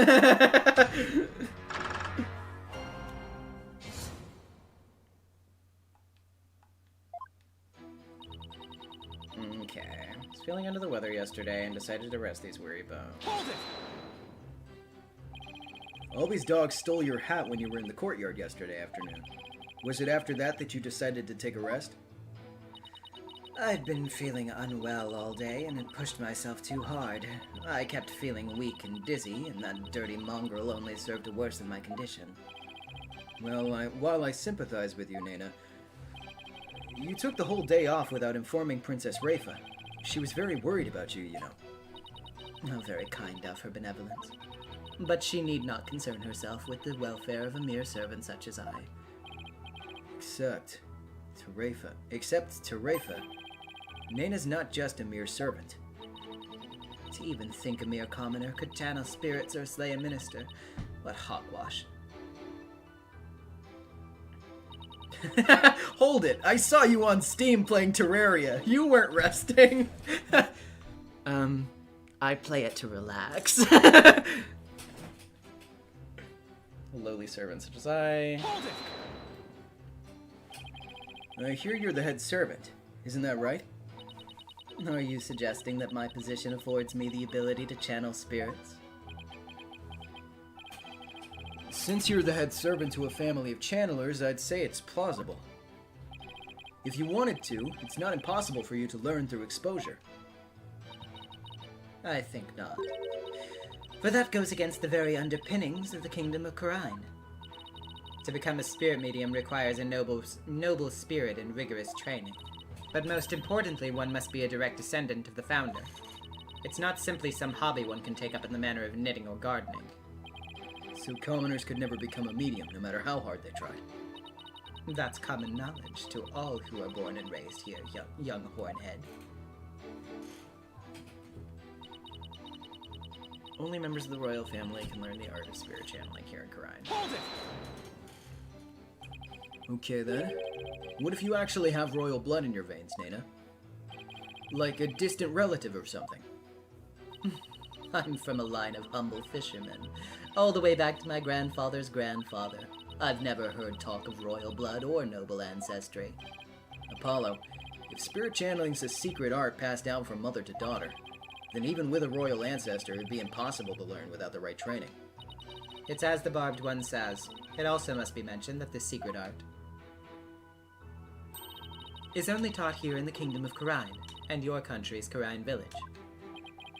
Why are things falling into place like I expected? I'd ask the witness to continue her testimony. After Queen Amara's passing, Her Eminence Queen Garan is the only spirit medium left. Hold it! Queen Amara was the victim of an assassination, right? Yes. Oh, she was a beautiful, gentle soul. But she fell in love with a man of dubious origins, and was murdered in a terrible blaze. Fate can be so cruel. Except she's actually still alive. Poor Nena's yet another follower unwittingly praying over an empty sarcophagus. Amara, the queen has been locked away and her existence in this world erased. But the fact that she's still alive shackles Nayuta to Garan's will. Nayuta, the only reason you're still standing there by that woman's side is because you were afraid of what would happen to Amara otherwise, right? We need not recount such ancient history. Let us continue with the witness's testimony. If you believe a medium to be the culprit, it would have to be that young lass Maya Fey. Hold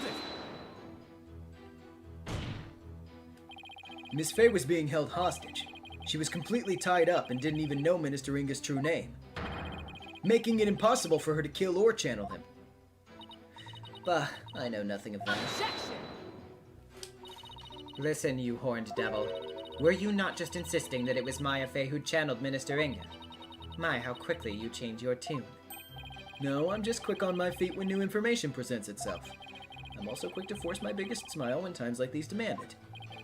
It's great that you're following my advice, Apollo, but try not to look so forced while you do. Would you? Naina's right about one thing, though. Only those of the royal bloodline can be spirit mediums in Qurine. Common folk like us are out of luck. Yeah, I guess so. Still, I think I'll finally be close to connecting all the dots once I point one very big thing out. Yeah, I mean, it's pretty obvious, I think, what we have to be objecting to here. It just is a matter of what exactly to present.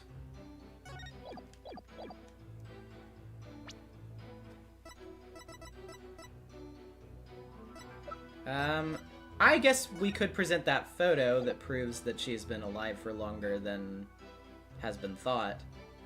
Let's try that. Objection! Yep.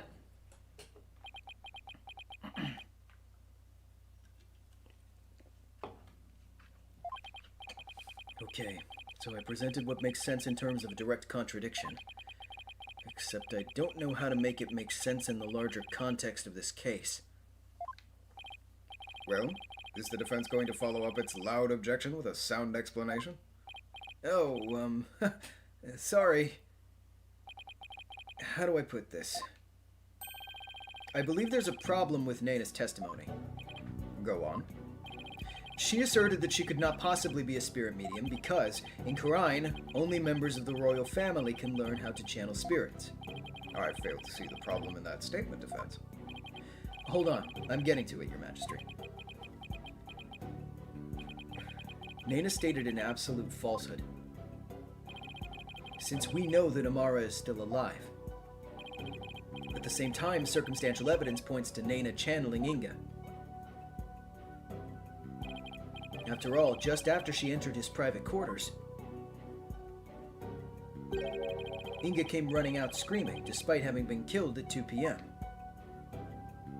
I'm starting to have a... Well, I was already kind of starting to have a suspicion, but now I'm starting to have that suspicion even more. That would mean that Naina channeled Inga. Even though supposedly only those of the royal family are capable of doing so.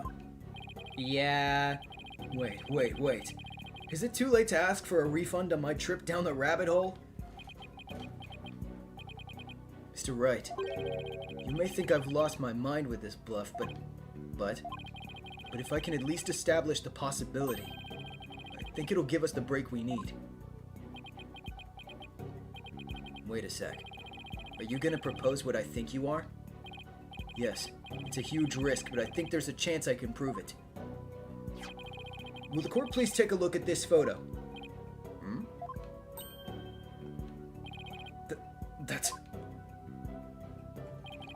This photo's very existence, to say nothing of the person in it, contradicts the witness's claim that Queen Garan is the only remaining spirit medium in Qurine.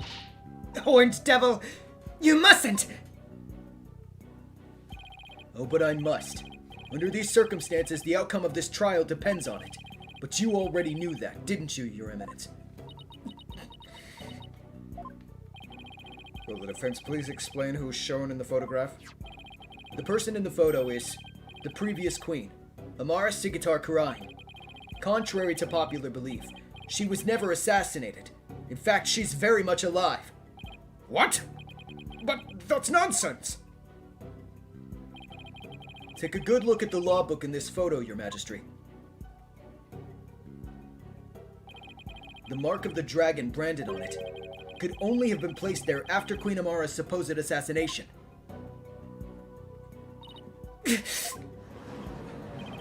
Queen Amara's still alive? Has the lawyer gone mad? While I personally find it hard to believe, I'll allow the defense to continue. You may proceed, defense. Queen Amara's death was staged to keep her safe from her would-be killer. Yet according to Dirk, she's actually being held captive somewhere.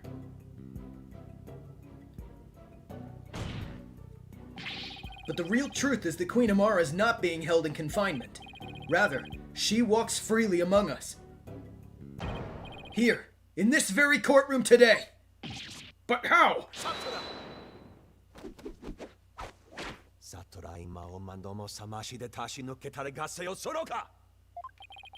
Do not be deceived, your majesty. The Red Pepper's skilled in weaving plausible lies. It's the cunning lawyerly art known as bluffing. But knowing this, there's no need to fear his forked tongue. Objection! That's where you're wrong, prosecutor. Nice job wasting 15 seconds of the game. Because you'll be quaking in your boots soon enough. Is that so? It's my turn, Nayuta, to wake you up to the truth right before your eyes. Queen Amara is still very much alive, and has been disguising herself as...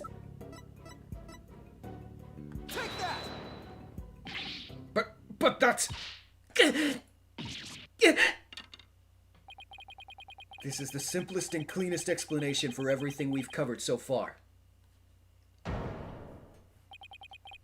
person who killed Minister Inga. Someone with intimate knowledge of the divination seance. The medium who channeled the minister in order to mask the real time of his death. Condense these traits into one person, and you get a spirit medium of royal blood. And that person is none other than you, Nena. Your true identity is the former Queen Amara, and the killer we've been looking for all along! What? Objection!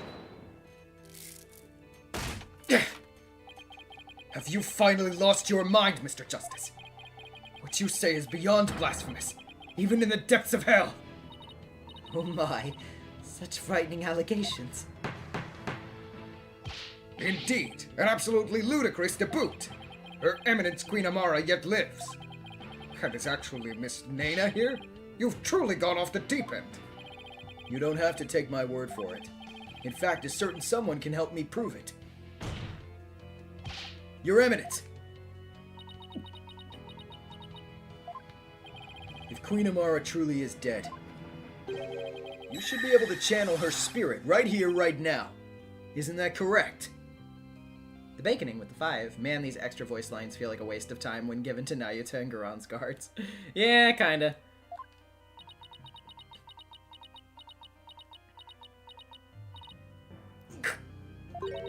I can deny it no longer. The lawyer speaks the truth.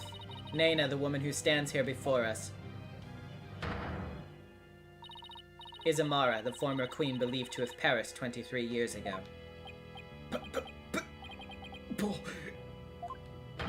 Polkunka!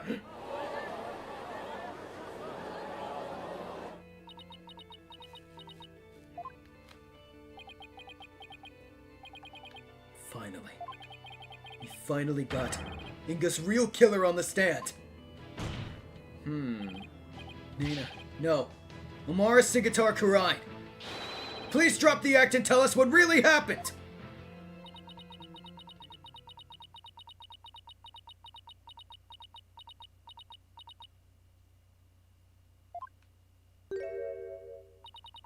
Oh, dearie me. I guess I shouldn't have underestimated the power of youth. Well done, young hornhead.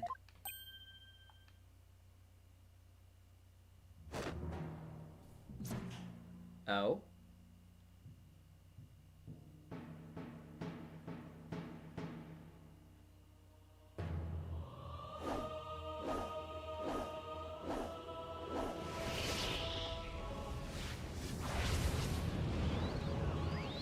Holy shit, this anime. Oh my god! Whoa!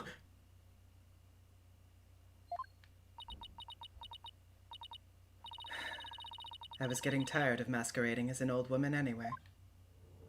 Ah, hi.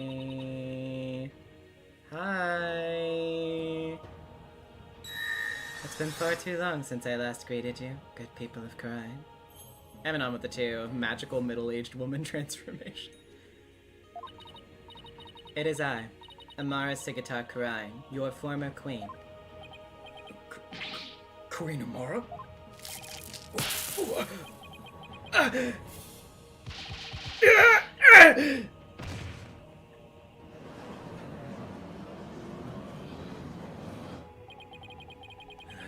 Han's makeover was extreme. Can it really be true? You're alive and well? It's true. I feel as if I've been called back from the Twilight Realm. I fear I've caused all of you a great deal of distress.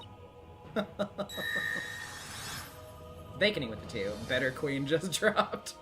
Well, we'll see what happens. Amara, I'm sorry I was unable to keep your secret any longer. I hope you can forgive me. It's quite all right, Gran. I'm safe now. For Dirk, that blackguard who threatened my life will be recaptured soon enough. Oh my god? Yo, what the fuck? No! I need not conceal my identity any longer. Queen Amara, what does this all mean? Were you not killed in that fire 23 years ago? I barely escaped that blaze with my life. But though I survived, I knew that scoundrel would make further attempts on my life. Bork Blazer 9000 with the $2. Amara's idle animations are so nice. Oh yeah, they're great. And Honeybee with the 10. She's here! Oh my god, I'm so excited! Oh shit. Therefore, I staged my death and abdicated the throne to my dear younger sister, Guran. But the building of that great tomb, and disguising yourself as a lowly servant, why would you do such a thing? Guran, I would have you explain. I wished for her to be close at hand. It was the only way I felt I could protect her. And it was the best way to hide her from the eyes of the public. After all, who could conceive of Amara lowering her station to that of a servant? Oh, no worries, Saf. The VODs are always available in archive, so you can go back to the part that you missed anytime you want. It'll be there. She's got that right. Even Dirk thought Amara was being held captive in some far-off place. He never even guessed she was living as a servant, right in plain sight. I must say, a life dedicated to the servitude of others is not the least bit disagreeable. It's a quiet, humble existence, far removed from the tedium of regal duties. But those days of peace have ended. And it's all because of you, Hornhead. You should consider yourself lucky if that's all this ends with. If there's something you wish to say, then say it. It doesn't matter who you are. You won't escape the crime you committed. The defense moves to indict you as Justice Minister Inga's real killer!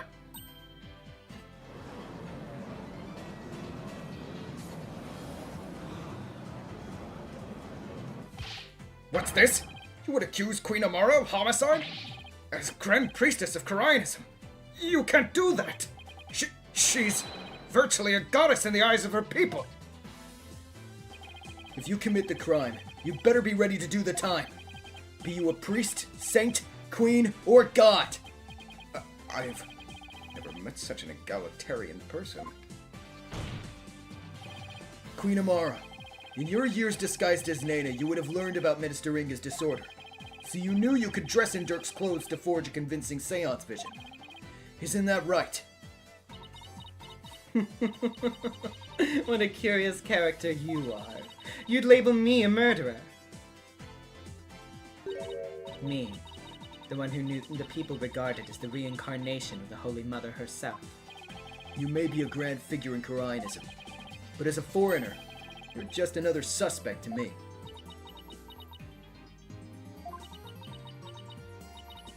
It would appear your words are not in jest. Am I to suffer the sullying of my good name with accusations of murder most foul? Please, Queen Amara, forgive his impudence.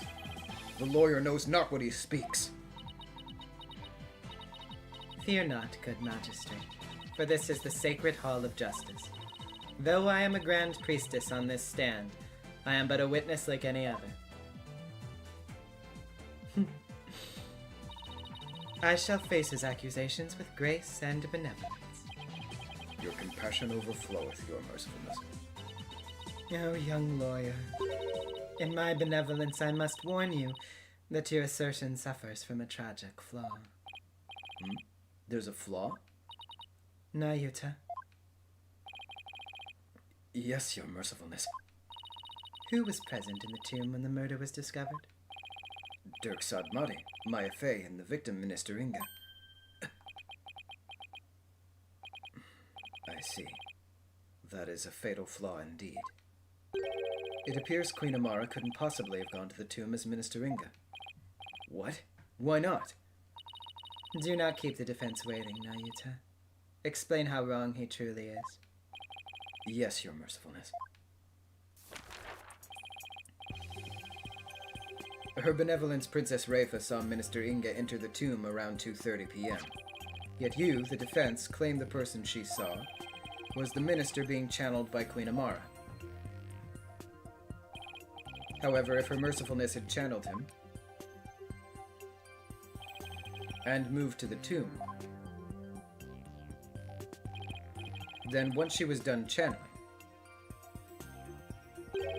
Queen Amara would have re-emerged and been left stuck in the tomb. Oh, yeah. Had she tried to exit before you all arrived, Princess Raifa, who'd been looking down upon the courtyard, would have seen her. Mihoshi009 in the 5. Her exaggerated grin makes her look Grinch-like. Am I wrong? However, her benevolence saw nothing of the sort. In conclusion, Queen Amara could not have left the tomb without being observed. And yet, was she there in the tomb when the murder was discovered, defense? No, she wasn't. Now do you see? Your flimsy claim has been uprooted like a sapling in a flood. Well, that was entertaining, Prosecutor Sadmati. Resume the prosecution of this case and clear your mother's good name. Do you wish for me to take over? Yes. Prosecute your father to save your mother. What a poignant fate you bear. But bear it you must. Are you ready? Yes, Your Eminence. And there you have it, Your Majesty. I shall watch the rest of the proceedings from the sidelines. I relinquish complete control of this sacred hall to your authority once more. Why, thank you, Your Eminence. Now then, Your Mercifulness, your testimony, if you please.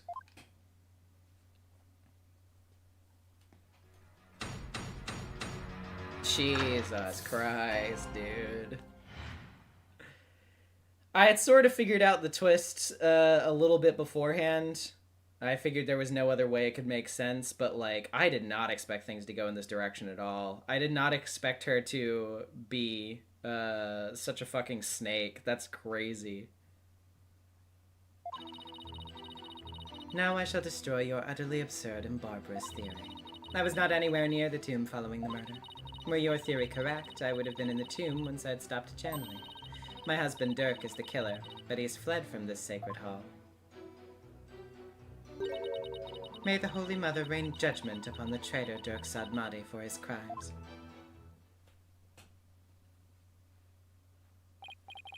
Oh, such marvelous testimony. You are truly a treasure, Your Mercifulness. This, too, is but by the grace of Her Holiness. No doubt my unmasking here today was her will as well.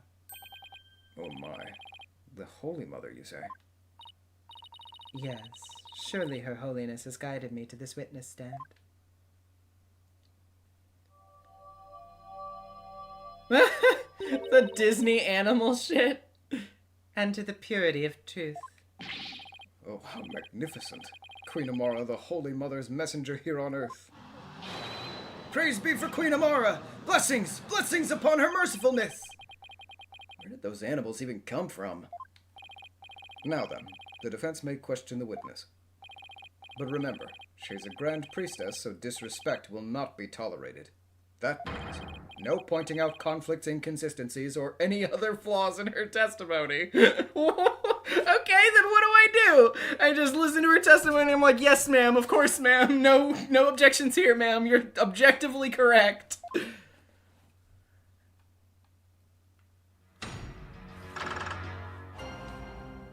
What the fuck?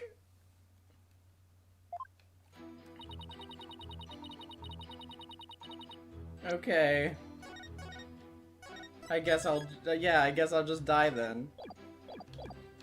Destroy your utterly absurd and barbarous theory. I was not anywhere near the tomb following the murder.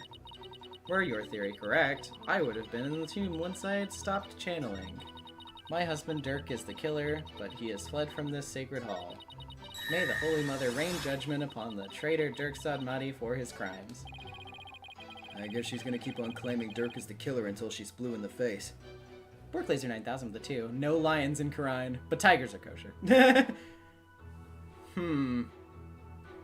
So you're about 4 hours, and this is about the halfway point of the trial. This might be the spot to break for the night. Fair point, fair point. You'll have to find a hole in her testimony if you want to turn this thing around. If I ever needed a ghost of a chance, it's now.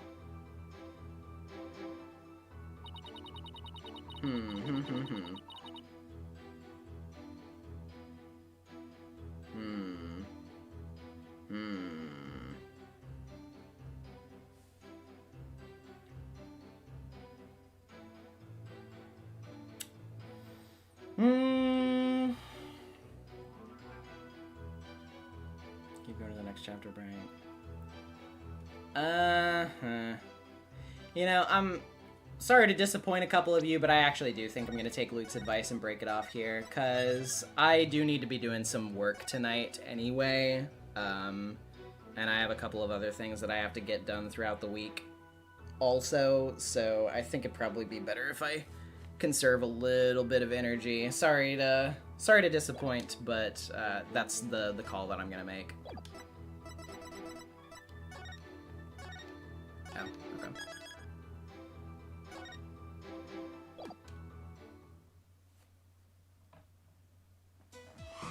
But, yeah, Jesus Christ, much happening here. And yeah, I guess the next part, I mean, obviously we're gonna be doing the DLC, but the next part will be the last part of the main game, so that's gonna be very exciting.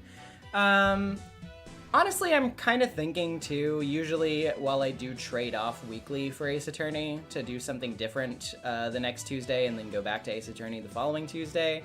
I think next week we're probably just, I'm gonna make another call here. No Ace Attorney break on next Tuesday. Let's just finish this next week. Then we can take a break and then do the DLC. That's my call. But anywho, wait just a moment, and I will pop up to see if we have any art to look at before we go. Imagine not sticking around for art time. Okay, nothing on Blue Sky. Let's check Tumblr.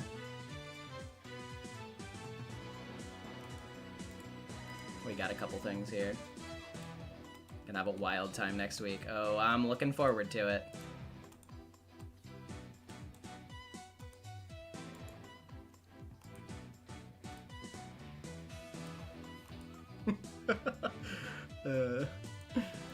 This is a good one over here.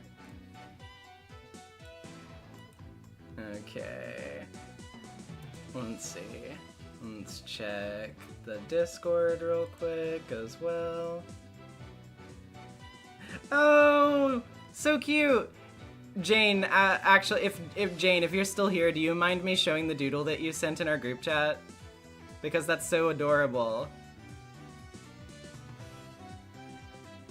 No worries if you don't want me to. That's also totally fine. But yeah, I wanted to ask though. Okay, awesome.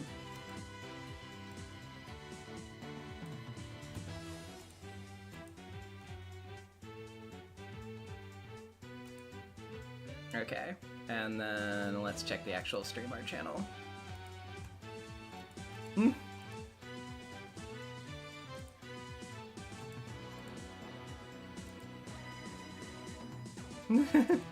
Alright, I think that should be everything. So, okie dokie. Let's pull up the fan art window. Turn that on. Okay. So, first off, we have some doodles over on Tumblr from I Am in Debt. Then in a big art blockade, but whatever, we ball. Personally, it is hilarious to me how Phoenix probably heard Garun go, yeah, Amara was my sister and had flashbacks to 2-2 and 3-5 like a locked room murder case, the dead being a prick, a sister made head of an important position because her other sister is gone in some way. Man, if I was Phoenix, I'd be losing it. Yeah, true. Okay, so I know this looks really bad. Justice Minister corpse here. Turk somebody. Oh, jeez. And then, well, Queen Amara used to be my sister, and when her house burned down because of Dirk, I became queen, legally, of course. Bro. The baconing with the two. How you feeling on Garun so far? I think she's fun. She's definitely not even remotely subtle. She's very cartoonishly evil, but, like, there's some interesting stuff going on with her, at least. Also, BB's art isn't spoilers. Oh, right. I didn't remember to pull those up. I will pull those up at the end. Thank you for reminding me of that, Atropos. I totally missed it because it was a little bit further up. Anywho. And then we also have this. Pretty sure that's Cindy Robinson voicing Grunt. Oh, that's really interesting. I didn't know that. I explained myself, feat NezumiVA, Defiant Dragons. Yeah, I would host Dirk's apology video.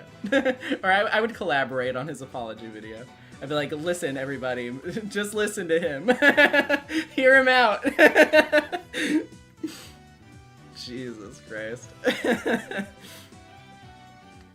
Alright, next we have this this little sheet from Sunflowers and Scales. There's a dash between each word there on Tumblr.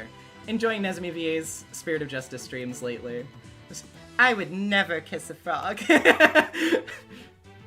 Bro, leave Rafa alone. Me when it has to be one of those specific things. Oh, these are so cute though. I really like these. I'm so fluffy. I do always like a good fluffy. Thank you. These are really cute. I like these a lot. Okay, yeah. Next we have the thing that Jane sent in our group chat. So we made the joke earlier about her character Prin wearing Maya's outfit. So here's that.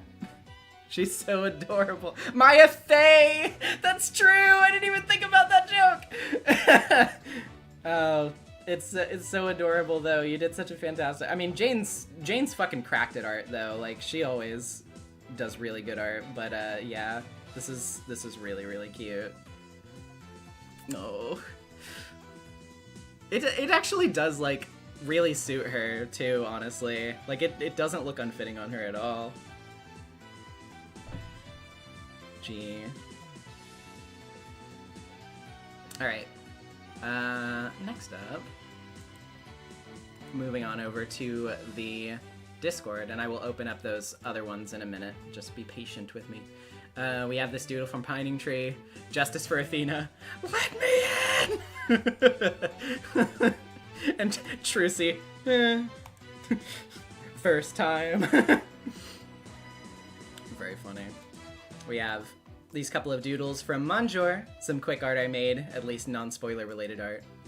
Oh, very cute, Walkie and...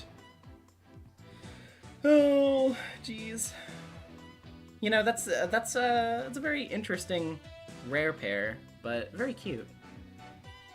And then Apollo. We are so fucked! Very true. Walkie Vera mentioned?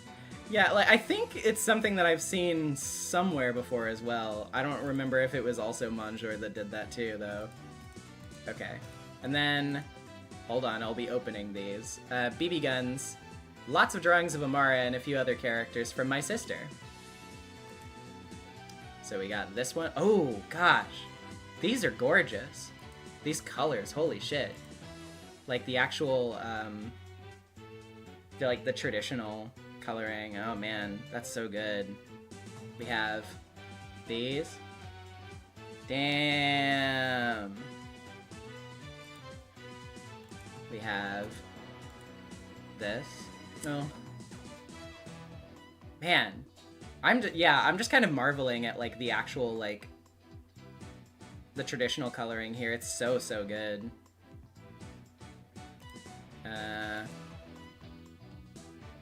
We got this. Really, really pretty. Holy shit.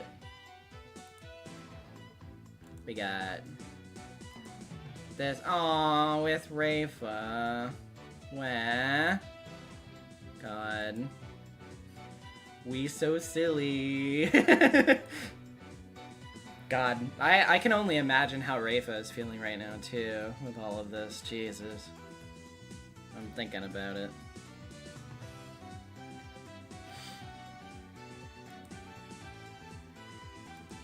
And then with this as well. Oh, man. God, these are really, really good. Yeah, be sure to tell your sister that these are fan-fucking-tastic. Because these are really, really good. Oh, no, that's Garan, just them younger. Oh, okay, I see. I see. I understand. But either way.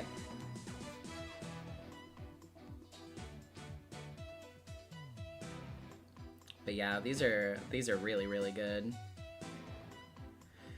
All right, well, let's scroll through everything one more time.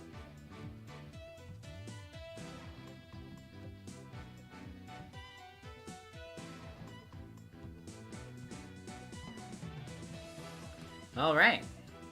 Very, very good art as usual, everybody. Thank you for sharing. I always love seeing your art at the end of stream. One of my favorite parts of stream. Imagine skipping art time. Couldn't be me. Anywho. Well, I would say that is a pretty good hopping off point. Next, this coming Friday, finale of Route 2 of Fate's Day Night. And next Tuesday, finale of this game. The main game.